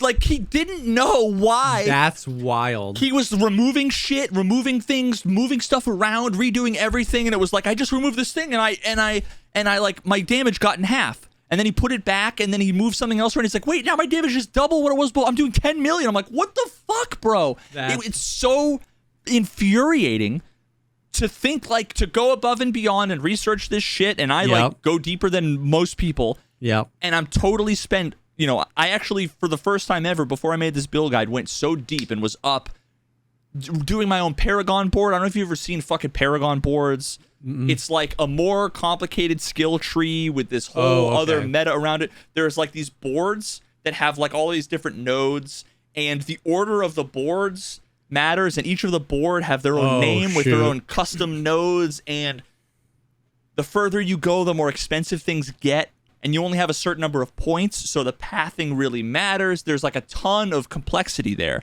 and I min-maxed the fuck out of it. It was perfect. And I looked at his, I'm like, this needs some work, man. You know, like I have like could make the philosophy of the Paragon board like min-maxing video, and I want to, except he's doing 10 times the damage, and I don't know if it's in spite of his shitty Paragon board or if it's because of it, and there's something I don't get. Dude, that's wild. It's so frustrating that like none of us know why anything is working the way it is. Yeah. Half of the things that we experience I can't tell if they're broken or there's some interaction I don't get. Like, there's a thing that I have that says you have a 10% chance of all of your attacks having, like, poison and cold and shadow on them at once. There's a 10% chance, okay? And then I have another thing that is based on a lucky hit chance.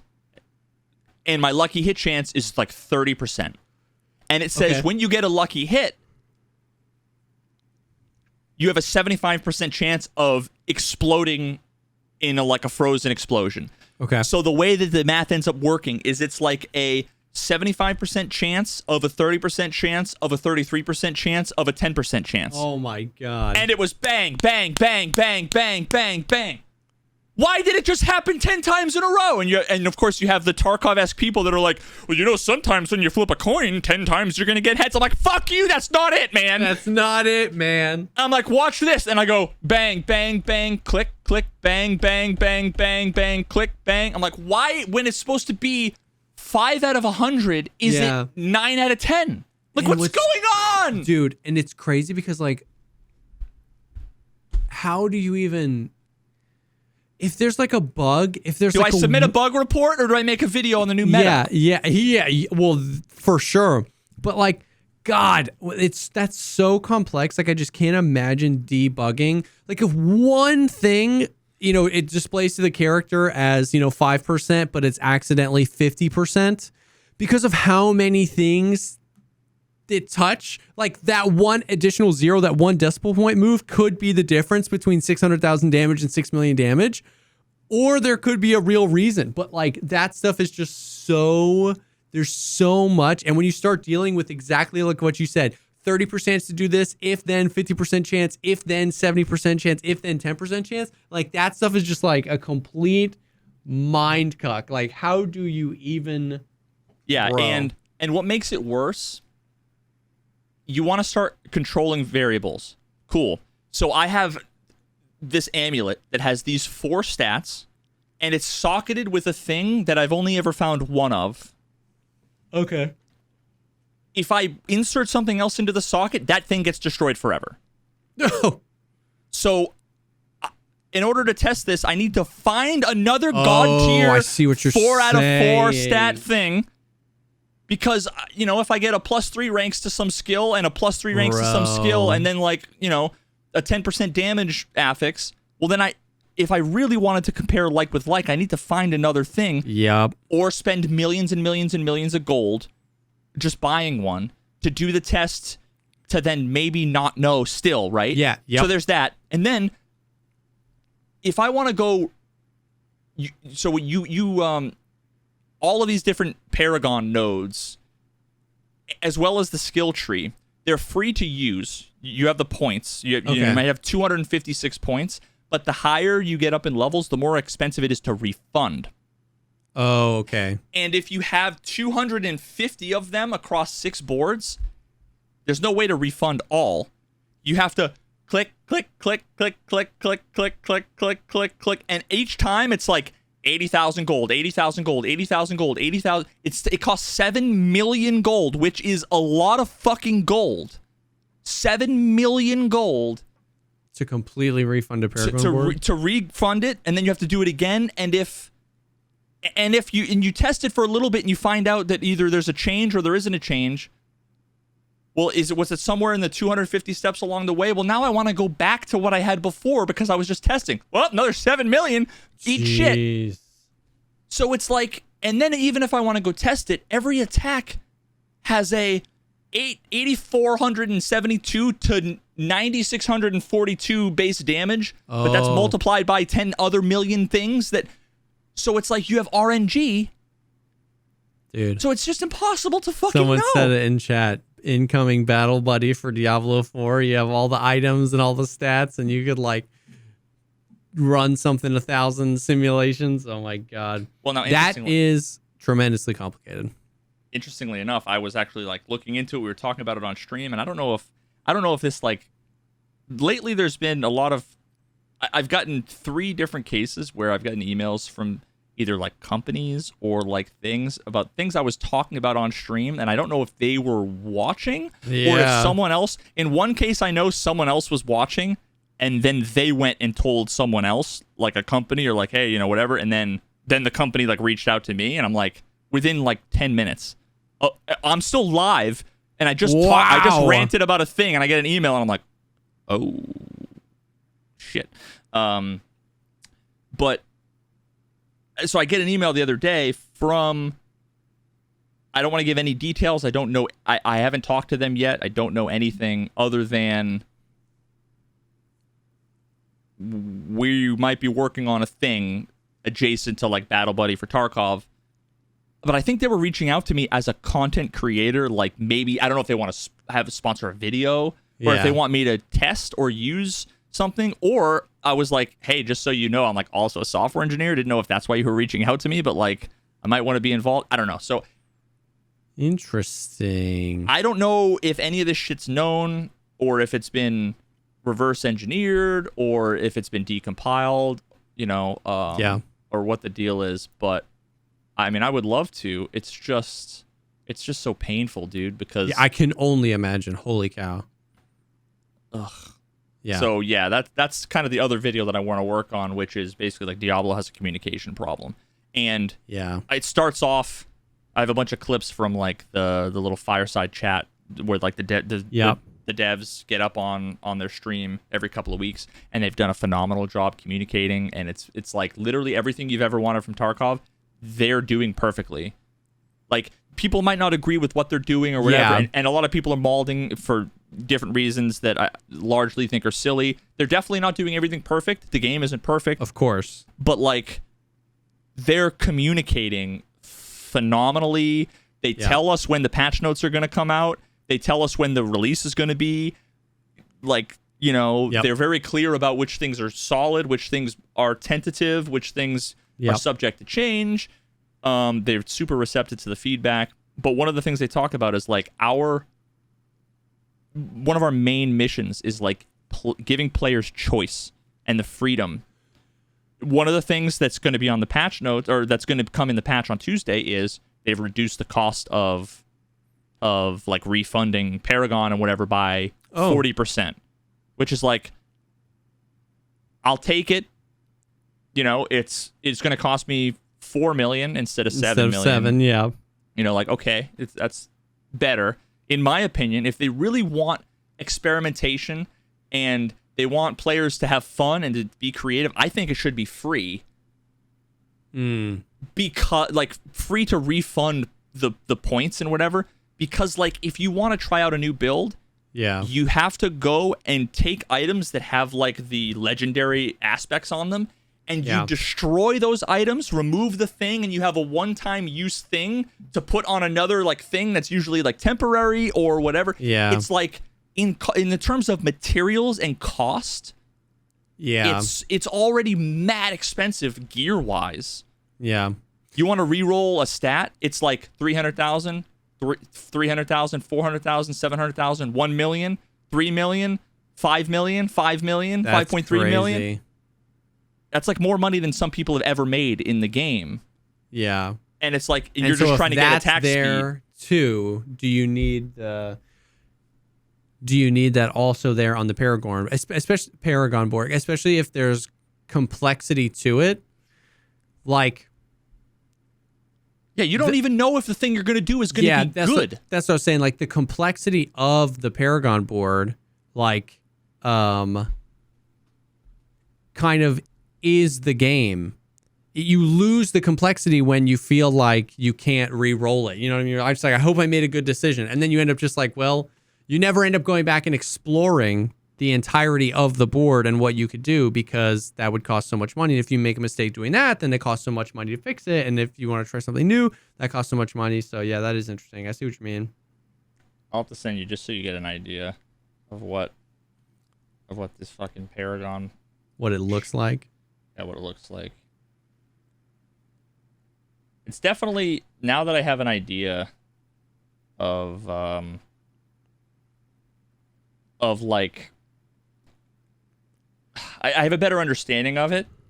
It's definitely like demystifies it a little bit. But still, it's like, this was one of the things that completely like overwhelmed me to the point where I'm like, I'm just going to go to a guide. I'm not even going to bother trying to do this myself. Yeah. Oh my God, please. I just want... You trying to send me a JFIF? I'm trying to send you a fucking JFIF, dude.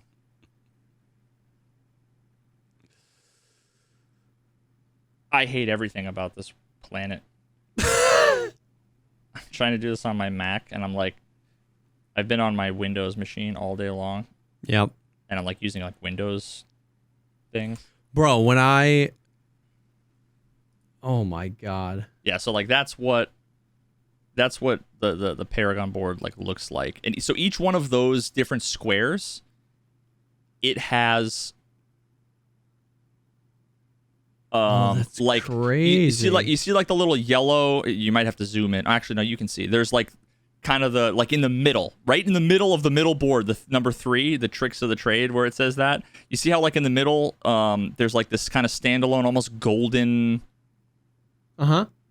It has like what looks like a bow and arrow kind of thing, whatever. Like that, every board has like a legendary node that is like the theme of the board. So some of them are around like crowd control, some of them might be around poison, some of them might be around like vulnerability, some of them might be around like ranged combat versus close quarters combat. And then there are these things that are called glyphs. And they actually like are these little circles that you like put into the socket. So you see how there's like the red diamonds on each of them? Mm-hmm. So the glyphs have a radius. And the way the glyphs work is that like for every 5 dexterity that you quote unquote purchase, which is just like select a node. Yeah. Within the radius, you get like 10% damage to close enemies. So each of these boards has a certain amount of like possible dexterity, intelligence, willpower, like within the radiuses. So figuring out which glyph to go in which socket, to go on which board, and then where and how to connect it. Because if you only have so many points, think about like, do I path up to the top and that's where I connect the next board, or do I path over to the right? Yeah. Part of what you want to do is figure out, well, how many is it? But also, is there anything along the way that I might want to grab? You know, like see like on number 2, exploit weakness, right? Uh-huh. And for those of you following along at home, I'm showing in the Paragon board from my rogue build. I just screenshotted it. Check out the video. So like as you go up and to the right towards that tricks of the trade, I went up and to the right because you see those little clusters of blue and yellow? Mm-hmm. Those are like powerful things that are like big bonuses. Yeah. All the gray ones are like +5 to dexterity or strength, willpower, like the 4 stats. It's just like +5. Now, rogues get damage buffs from dexterity. So you like want to get as many points of dexterity as you can while pathing towards the nodes you want, while min-maxing how long it takes you to get to the next connecting node. Yep. And so that's what I'm saying. Like the cost to re-roll all of that kind of like in and of itself gets rid of the experimentation. That's an overwhelming amount of choice and an overwhelming amount of like layers of choice, where you said like you can put the glyphs in and the glyph might completely change how you want to do something because now this is in the radius, and so you want to min max that. If it costs 7 million, I almost said rubles, 7 million gold to redo that, then it's like how much I guess a better way, how much experimentation do you think the average player puts into it? Whereas how much would they if they got freely re-roll it? Yeah. And the experimentation allows you to learn. Yes. Right? So if you want to give us the freedom of choice, the whole thesis of my video is you only really truly have choice if you can make informed decisions. Otherwise, you don't. There's no choice there whatsoever. Yeah, exactly. Yeah. It's literally that fucking Tarkov illusion of choice video all over again. So then when I see Dill Hero's Paragon board and I see he's got 6 boards, which is a little bit unorthodox, because what that means is he's barely taking anything on each of the boards, because in order to get a sixth board, you need like 15 points just to get to the end of another board, and then 15 points just to get to the next thing. And half the boards, he doesn't take the legendary node. He just skips over like a lot of them. So it's like, that's a really unorthodox thing that seems super, super inefficient. And on paper, all of his numbers are smaller than mine. But he's crushing the damage out. So again, it's like, do I know? And then he went and undid everything to try to like, I'm like, well, use your gear, but like my Paragon. So he spent all this time and all this money doing that. And he's like, nothing has really changed, or like I'm doing like a little bit less, but then sometimes like a little bit more. I'm not really sure. And then he's like, but fuck, what did I have before? There's no way to save any of these. Oh, you can't. Jesus. So like, if you could take a board, it would be amazing. I would do unspeakable illegal things in 27 countries. If you could take the board and just say, let me save this as a preset. Yeah. So then I can go pop the board off and put another one on there. I'll pay, even if I pay full price, it's just all at once. And then be able to move. In all the build planning websites, you can click and drag and move things. You can also, you can plan all of this stuff out. You can move all the boards around, and you can put points like off in the distance, right? Like you could put all the boards there totally empty on like, maxroll.gg. And then you could path backwards. You could start by filling out all of those red diamonds and being like, this is my starting point, and then figuring out the best way to connect them. Yeah. It's like allows for amazing planning and but in the game, you can't. You can literally not see what your options are until you like get to the thing, and then it shows you like a list of like text preview of like what's there, but you don't get to like fully properly see the board and move it around and get a sense for what the whole thing is going to be like until you're level 100 and you spent all the points. That's interesting. So it's like they're doing the whole kind of like Tarkov relied too much on the community and the wiki. Oh, yeah. Is every class's Paragon board the same once you explore it all? But then you said you can swap the boards around. So all of these boards, like Cheap Shot, No Witnesses, Tricks of the Trade, like those are a lot of the. Well, I can't. I'm not sure about all of them. There is some overlap between glyphs between classes. Like at the top, you see no witnesses. Exploit. You see the exploit there. That glyph says, whenever you damage an enemy, you make them vulnerable. Every build needs that as soon as possible because of how powerful vulnerable is. Yeah. Except for necromancers and sorcerers, the exploit glyph is exactly like it is, except it doesn't make you vulnerable. And now those two classes struggle with vulnerability, right? Oh my gosh. So there's the same glyphs, but with different meaning. While also all of the boards are like, all of the boards we see here are all like rogue specific. Yeah. I have no idea if I want to make a new character. I have to go to a website if I really want to plan it. Otherwise, I'm going to wing it. But when you wing it, you lack the foresight. For sure. Which informs so much of what you would then want to do later. Yeah. You will regret, I wish I hadn't spent 20 points going this way because I didn't realize I had these options. Yep. That is interesting. Anyway, so it's interesting. Like, it's interesting that that's the seemingly player facing thing. It's like choice. Here's all the options. Here's all the stuff, but then you kind of hide the choices until you've already made them, and then that's interesting. Yeah. So yeah, that's I'm gonna make that video. I think that'll be a video that'll do well.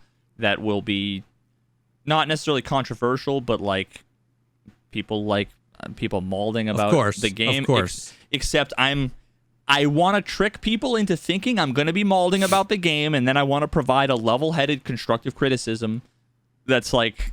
I mean, you did that quite a bit in Tarkov, you know what I mean? With like titles, and then everyone's like, yeah, Tarkov sucks, and they click on your video, and it's just like information well laid out, here's how it should be. Yeah, like, I never really molded very much in my videos. No. I only molded on stream. Yeah.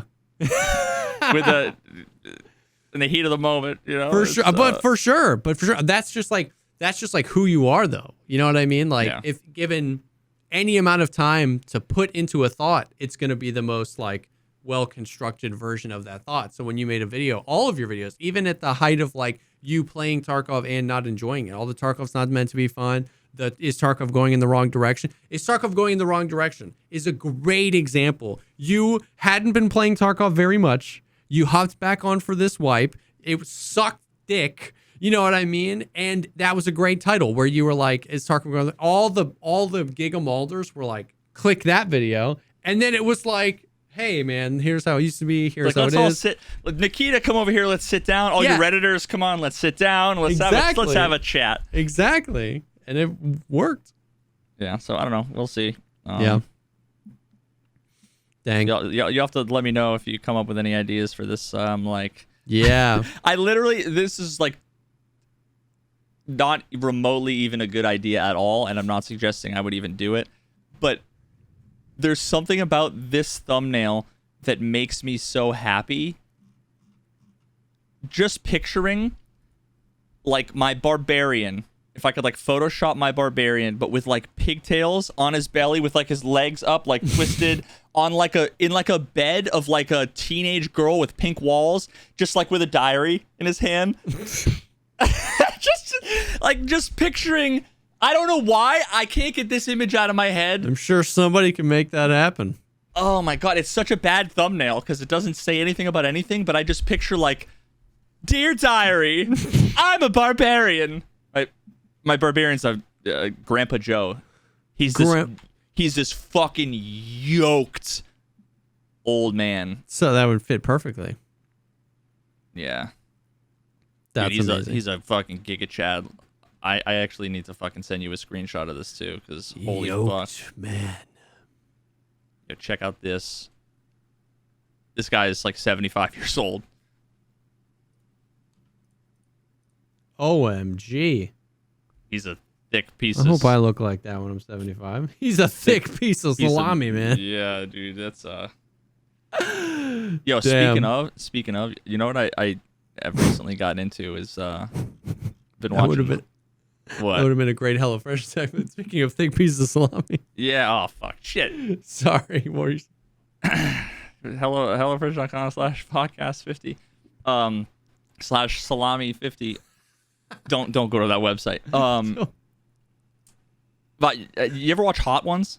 Yes. I went on somehow it. Oh, you know what? I think it was fucking Neil deGrasse Tyson was on Hot Ones, and I think it was all the flat Earth. YouTube just knows me and was And then all of a sudden there was like Jennifer Lawrence. Was a really good one. What was the other one? She was a great one. The chick from Parks and Rec. Amy Poehler or Aubrey Plaza? Yeah, Aubrey Plaza. Wait, Aubrey? Is that her name? Mm-hmm. Why does that sound wrong? I don't know. No, it's Aubrey. I don't know why I thought it was like Audrey, but no. Yeah, Aubrey Plaza. That was like a really good one. Dude, you know Paul what? Rudd's is S tier. If you haven't seen the Paul Rudd one, I haven't. I've literally seen so good. Literally seen like 4 of them. The last one I just watched was Gordon Ramsay. He was the worst. The whole time he's like, "Fuck, dude." His was so good. Yeah. Gordon Ramsay's was so good. Paul Rudd's was so good. Post Malone's first one was really good. Louis Capaldi was one that he did recently, was really good. Dude, we've been watching Hot Ones for years. Me and my wife watch it all the time, dude. Yeah. Yeah. That's what I've been binging. Hot Ones is great. Oh God, why is Jake Paul trending on X? I fucking dude, bro. Dude, the worst part of it is that the icon is black and not blue. So now I just can't find Twitter on my tabs on my bookmarks. I'm like, where is it? I'm looking for the blue square, and there's nothing there. That's I don't such even a niche issue, but I've had, dude, literally the amount of times I'm like, where's my Twitter tab? And I'm looking for blue, and I'm not looking for black. Yeah, bro, I don't even like want to Google it because I know I'm gonna hate whatever the reasoning is for whatever. I just don't understand. I don't get it. Well, I don't think there is a reason. I think it's just, is he just trolling? Elon being Elon, man. I don't know. I think it's funny. I think what a weird dude. I feel like, bro, if just uttering his name, the freaking the comments are gonna go wild. I know, but it's just funny seeing tweets like. It's just funny seeing people write like novels on Twitter of like, you guys don't understand, man. He's thinking 10 steps ahead. This is there's big plans and the X is all a part of it. And I'm like, dude, what the? I was like, I bet he would say he's doing it just because it looks cool. Like, I don't. It's funny because like whatever you feel about Elon, I don't think he's ever said it's because there's a master plan to take over the universe, but just the Elon stans will be like, oh, it's because he's going to take over the universe. And it's like, yeah, and it'll be a self-fulfilling prophecy or not. Who knows? Or maybe they'll change it back to Twitter in a month because people will revolt or whatever. I don't know. Like, who the fuck knows? What I just kind of want him to do, which would be the greatest thing he could do for humanity, is take the Twitter servers, load them onto one of his SpaceX rockets, and launch it into fucking space and say bye-bye to the whole fucking platform. God, what a Chad move that would be. Oh, God, that's literally send all the Twitter servers to space.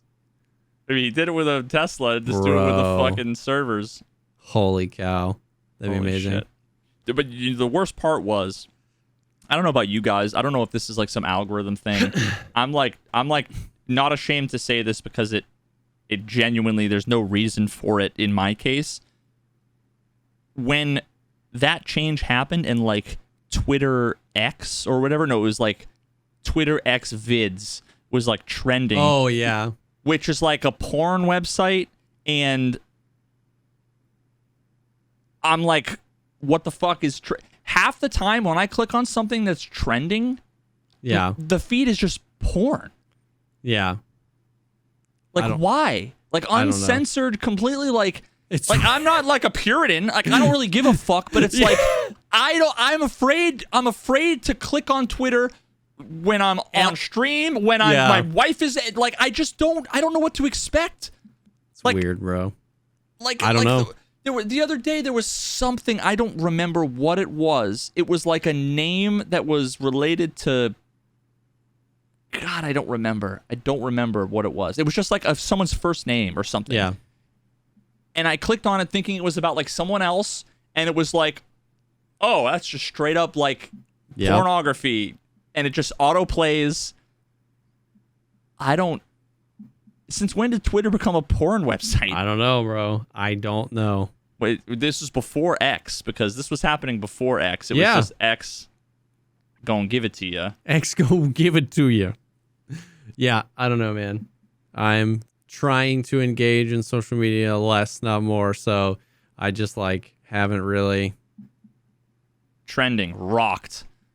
Don't know what it's about, but I have a feeling like I don't want to click on. Yeah, but there's no way that that's safe for work at all. You know what I mean? A deep fake Dwayne Johnson. Oh God. Oh man. Yep.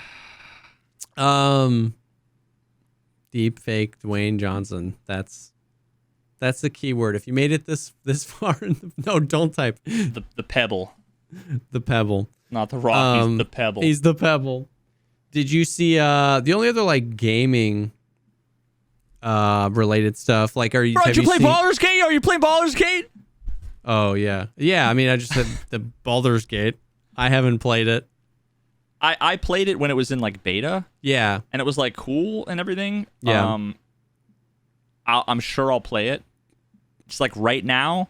Of course. Like right now, like when you get like a crush on a girl, you're just you are like, unless you're a scumbag, you're genuinely not interested in any other girls. Infatuated. Yeah.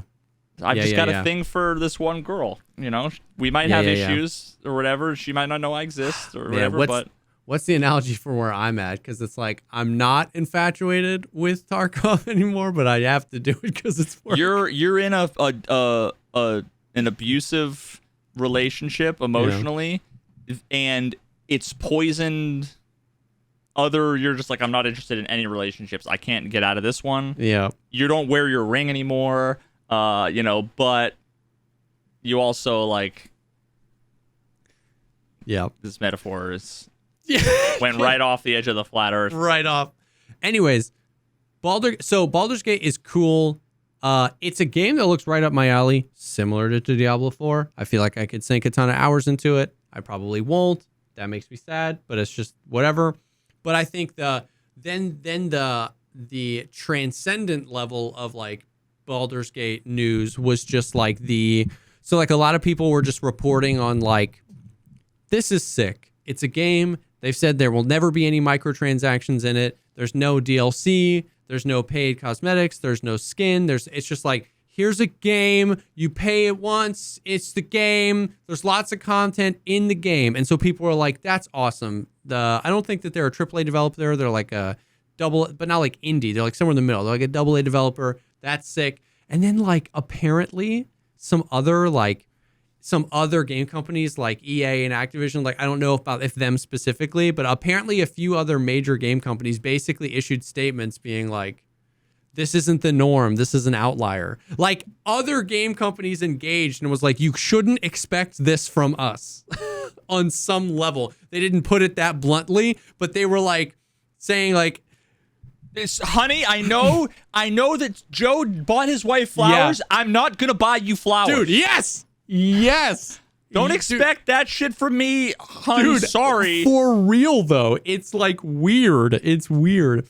So I don't know. I haven't seen, but I've seen several other people report on the fact that the drama that people have been asking me about? I'm like, I have no fucking idea. Okay. Yeah, because there's no like drama surrounding the game. The game is like, people are loving it. But like, Asmongold ended up doing a video. He's like, and it was like, why I'm buying Baldur's Gate even though I don't plan on playing it. I was going to watch that. And that was, he was basically like, I want to support this and I want to support it even more in spite because these other game companies are being like, hey, this isn't how business is done. This is an outlier.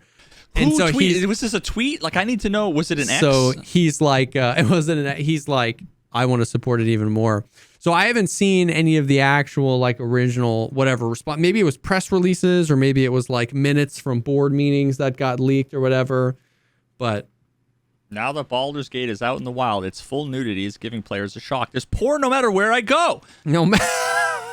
Baldur's Gate 3 fans may want to keep their eye on Humble Bundle. Everything you need to know about warlocks. Okay. I need to know. I need to see like what this thing is, and I'm worried. I know nothing about this, but here's the way that everybody needs to proceed in going forward. Yeah. My first thing I'm going to look out for is it possible that what we're about to see, if it's like in an article or whatever, is like a deep fake or even just a Photoshop tweet? Like, I want to hear it from the horse's mouth. Otherwise, I won't believe that Bungie said such and such a thing, right? Unless like I go to their website or their Twitter and see it. Hear me out. Baldur's Gate 3 is the hottest new couples game. Fucking Jesus Christ. Being able to bang every companion. I can't find the fucking... God damn it, man. Baldur's Gate drama. What do I even Google? I'm excited to play the first interactive Korean drama game. Where's Baldur's Gate in that? Why devs consider Baldur's Gate 3 anomaly? Yeah, many other developers from AAA companies and indie studios stepping in to support the main point. So apparently, somebody, Strange Scaffold, head Xavier, or Xavier Nelson, which is a studio, like Max Payne and stuff like that, basically said some things like, he said that it was an anomaly because they had X, Y, or Z. This shouldn't be considered a raised standard to an entire genre. This is not a new baseline for RPGs. This is an anomaly. And then other people from other game developers from other AAA companies were quote tweeting him and like in support. Yeah. So what he said, and I'll directly quote it because I found the tweet. Okay. Like a lot of people, I'm deeply excited about what the lovely folks at Larian have accomplished with Baldur's Gate 3. But I want to gently, preemptively push back against players taking that excitement and using it to apply criticism or a, quote, raised standards to RPGs going forward. You can't, and then this is literally a 10-part tweet, but I want to read the next one. You can't separate a game from the process used to build it. So let's look at what Larian is taking into development in the final. Devs like, wait, what the fuck? Oh, okay, never mind. Seems to be him. at least in the first few things, saying like they're like using a bunch of technology and institutional knowledge that they're able to draw from going back to 2017. Yeah. Successful early access so period. Like Insomniac Games design manager urged others to not use the singular game to set expectations. Obsidian Entertainment design director Josh Sawyer noted having the foundation set and the funding to build things on your own terms is invaluable. So it was like, so that's the drama. Like I said, I hadn't looked deep into it, but basically that tweet thread went viral where the guy, what did he say? Yeah, now I have it. I want to gently, preemptively push back against players taking that excitement and using it to apply criticism or raise standards to RPGs. Jesus That's Christ. What crazy. He just walked out and was like, okay, guys, like, let's, like, come on now. Yeah. You know, we got to make sure that that everybody's like, hey, boo, fuck you, man. You know, like, yeah. Like, nobody, how tone deaf do you have to be to think that that's not going to just come off? 100%. To literally in the launch week of the game. It's already broken the Steam charts for most concurrent player. Top 10. Baldur's Gate is now in the top 10 games with most concurrent players of all time. So not necessarily like recently, but like PUBG it was the number one. At one point they had 3 million. And so like Baldur's Gate is in the top 10 already. Like launch weekend, so many people are playing, everyone's enjoying it. And you're like that guy's like, hey, you're like the guy that starts every sentence with like, I don't want to burst anybody's bubble, but don't don't use this excitement and apply it to, and it's just crazy because. Okay, now wait a minute. There might be valid points in there, but I don't know. It just seemed weird. So yeah, I literally skipped just down to like 10 out of 10, his last one, and I see that there is some amount of nuance here that might, of course, have been lost. Now, what he said, acknowledge that nuance on the internet always gets lost, right? Yeah. So what he said is, ...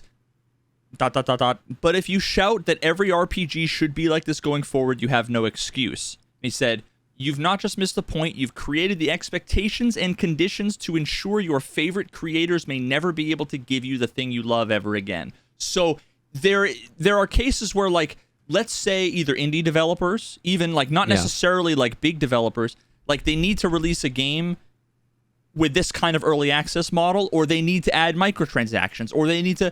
Yeah. It's kind of like saying, if you all aren't going to let this ever work again, then you might be kind of fucking yourself over a bit and missing out. So that bit, I do have to say, I agree in some sense that taken to absurd degrees, of course, the thing he's talking about might be an issue. Yeah. But ultimately, the only reasonable way to respond to anything like this is don't poo-poo or defend the idea that, like, someone doing it right. Don't expect that from me, honey. Yeah, and just like I have such a weird, and maybe it's semantics, right? But like I have such a weird feelings around him saying like, don't channel this excitement into like thinking that standards should be raised. It's like, that's such a weird way to put it, because standards should be raised. That doesn't mean you can just turn that light switch off and on, right? That doesn't mean you can just say, oh, well, no game should ever have microtransactions ever again. Maybe it is more nuanced than that. But shouldn't we be trying to make things better? Shouldn't we be trying to raise the standards? And looking at something that did it really well, you can say, okay, well, not every development studio can go about it this way. Not everybody has the experience. Like, you can say those things, but like, that would have been the way to go about it in a reasonable way. Should raise standards. Like, you know what I mean? Like, that is how. So that's what I feel like. That's what the bite. I feel like that was what caused a lot of the nuance to what he was saying, and maybe some actual valid points fell off for everybody because he came out the gate with like, don't let your excitement for a game done well raise standard. Like, that statement is just a crazy statement to make at the beginning of a nuanced tweet thread. Totally tone deaf, brain dead. No. Yeah. I mean, if he had opened up with, they did an amazing thing that they planned for, that they had the resources for, they had, such and such a thing, You know, like kind of along the lines of, imagine a millionaire who inherited all their money starts a foundation, a charitable foundation that is like amazing, right? And then imagine someone else is like, let's applaud what he's doing, but like, let's recognize that like not every charity is going to be as amazing as this one charity because whatever reasons. That's a great analogy because how tone deaf would it be to come out and say, whoa, let's not let his charity mean we should make our charities better. That's a tone deaf and atrocious. But coming out and saying, hey, he was able to do some things that we might not be able to do, but we should leverage this success to figure out ways to make this system better. Everybody would be like, yeah, he inherited $1 million. Of course, everybody. It would be like a well understood thing. But to come off with like, he's doing good. If he had not said raised standard, I would have interpreted it totally different. If he said preemptively push back against players taking that excitement and using it to apply criticism to any RPGs that use a different model going forward. Yeah. That right there is basically saying, hey, let's not shit on everyone else if they do it differently. But when he said raise standard, it's like, no, you can't. As soon as you say raise standard, he's saying, listen, some husbands buy their wives flowers. Yep. I'm not doing it. But listen, let's not listen. Yeah. You don't want to give wives the wrong impression, like we're all gonna go and get flowers. Like, bro, fucking God. For sure. And the thing is like, he could have come at it from the other way of saying like, Baldur's Gate is amazing. Here's how they did it. Like, you can flip that script instead of being like, hey. Instead of the literal very like, I want to warn you guys and then explain why, because you're always going to set the tone with the first thing you say. Come at it the other way and you go, Baldur's Gate is amazing. Here's how they accomplished it. Boom, boom, boom, boom, boom. Not every development has all of these tools at their disposal and not everyone can afford to do this, that, or this, but we should use this example to try and make the games better.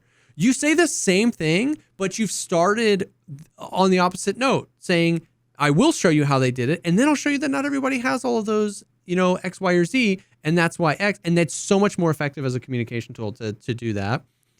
And it's funny because like it's not like this is the only game, right? You've had other indie games do the same thing where you have like Valheim, which was just like a good game and it came out of nowhere and it exploded. And then on the other end from AAA, you have like Elden Ring, which there was no microtransactions, there was no XY, like it was exactly this. It was just like a good, well-made game, $60, here you go, boom. And so it's not like this is in a vacuum either, I don't know. So it was weird. I just thought it was a little, it was funny. I haven't played a single second of Baldur's Gate, so I have no like, I really just brought it up from a like podcast new like gaming news thing. I just saw Asmongold talking about it. I didn't even see the tweets until just now. So my opinions on this are held with a very open fist. I just thought it was funny that there was that going around and the TLDR was like game developers responding saying that we shouldn't hold us to a high standard because this game is good. And I was like, oh, damn. I'm now inventing. I'm not going to make one, but you minions can go do it. A new meme where you just like Mad Libs the shit out, like the details, like a lot of people. I'm deeply excited about what JesseKazam has said on his Twitter. Like replace the things, and you'll see how absurd it is, right? Like, I really love that comedian's show. Just we don't want to raise the standard for all the other comedians. Like, let's not expect everyone to be as funny. Yep. Yep. So I thought that was funny. But yeah, Baldur's Gate looks cool. It's very D&D inspired. I don't know. It looks dope. But I don't know that I have a ton of time to play it, but maybe one day I will. But yeah. So that is the news. Hostess. So we'll see. I mean, I think at this point in Tarkov land, we're kind of in the any day now. Like, who the hell knows? Anything could happen any day. Next week we could be talking about how the first few days of the wipe went. Or we could be like, hey, please give wipe. I don't know. You know what our goal should be? Our goal needs to be, because we're almost done setting up the podcast Patreon. Yes. The PP. The PP. And so if you guys want the PP, let us know, and we'll give you the PP. But we will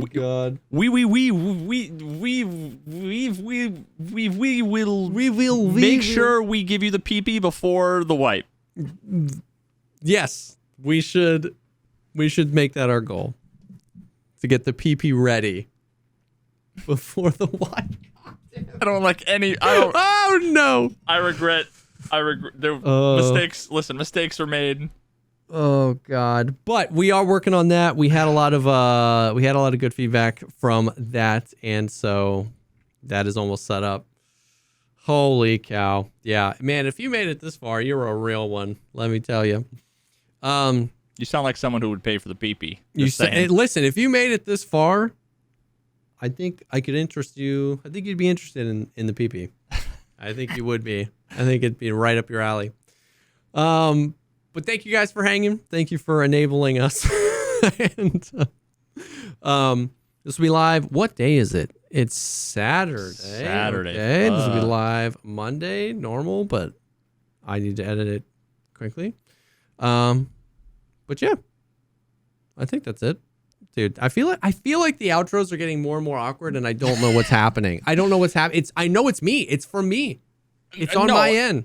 I mean, listen, I never know like what time it is. It's always like, do we keep going? Because we started late, so I don't even know. Has it been like 4 hours? Has it been 1 hour? Has it been 3 hours? I don't even fucking know. Been 2 hours and 45 minutes. Oh God, you should be paying extra for this, everybody. So subscribe to the PP and oh God. Anyways, so I promise I'm gonna work on my outros. Thank you for hanging. This will be live on all the platforms on Monday. You guys are awesome, and we'll definitely see you all on the next one. Peace.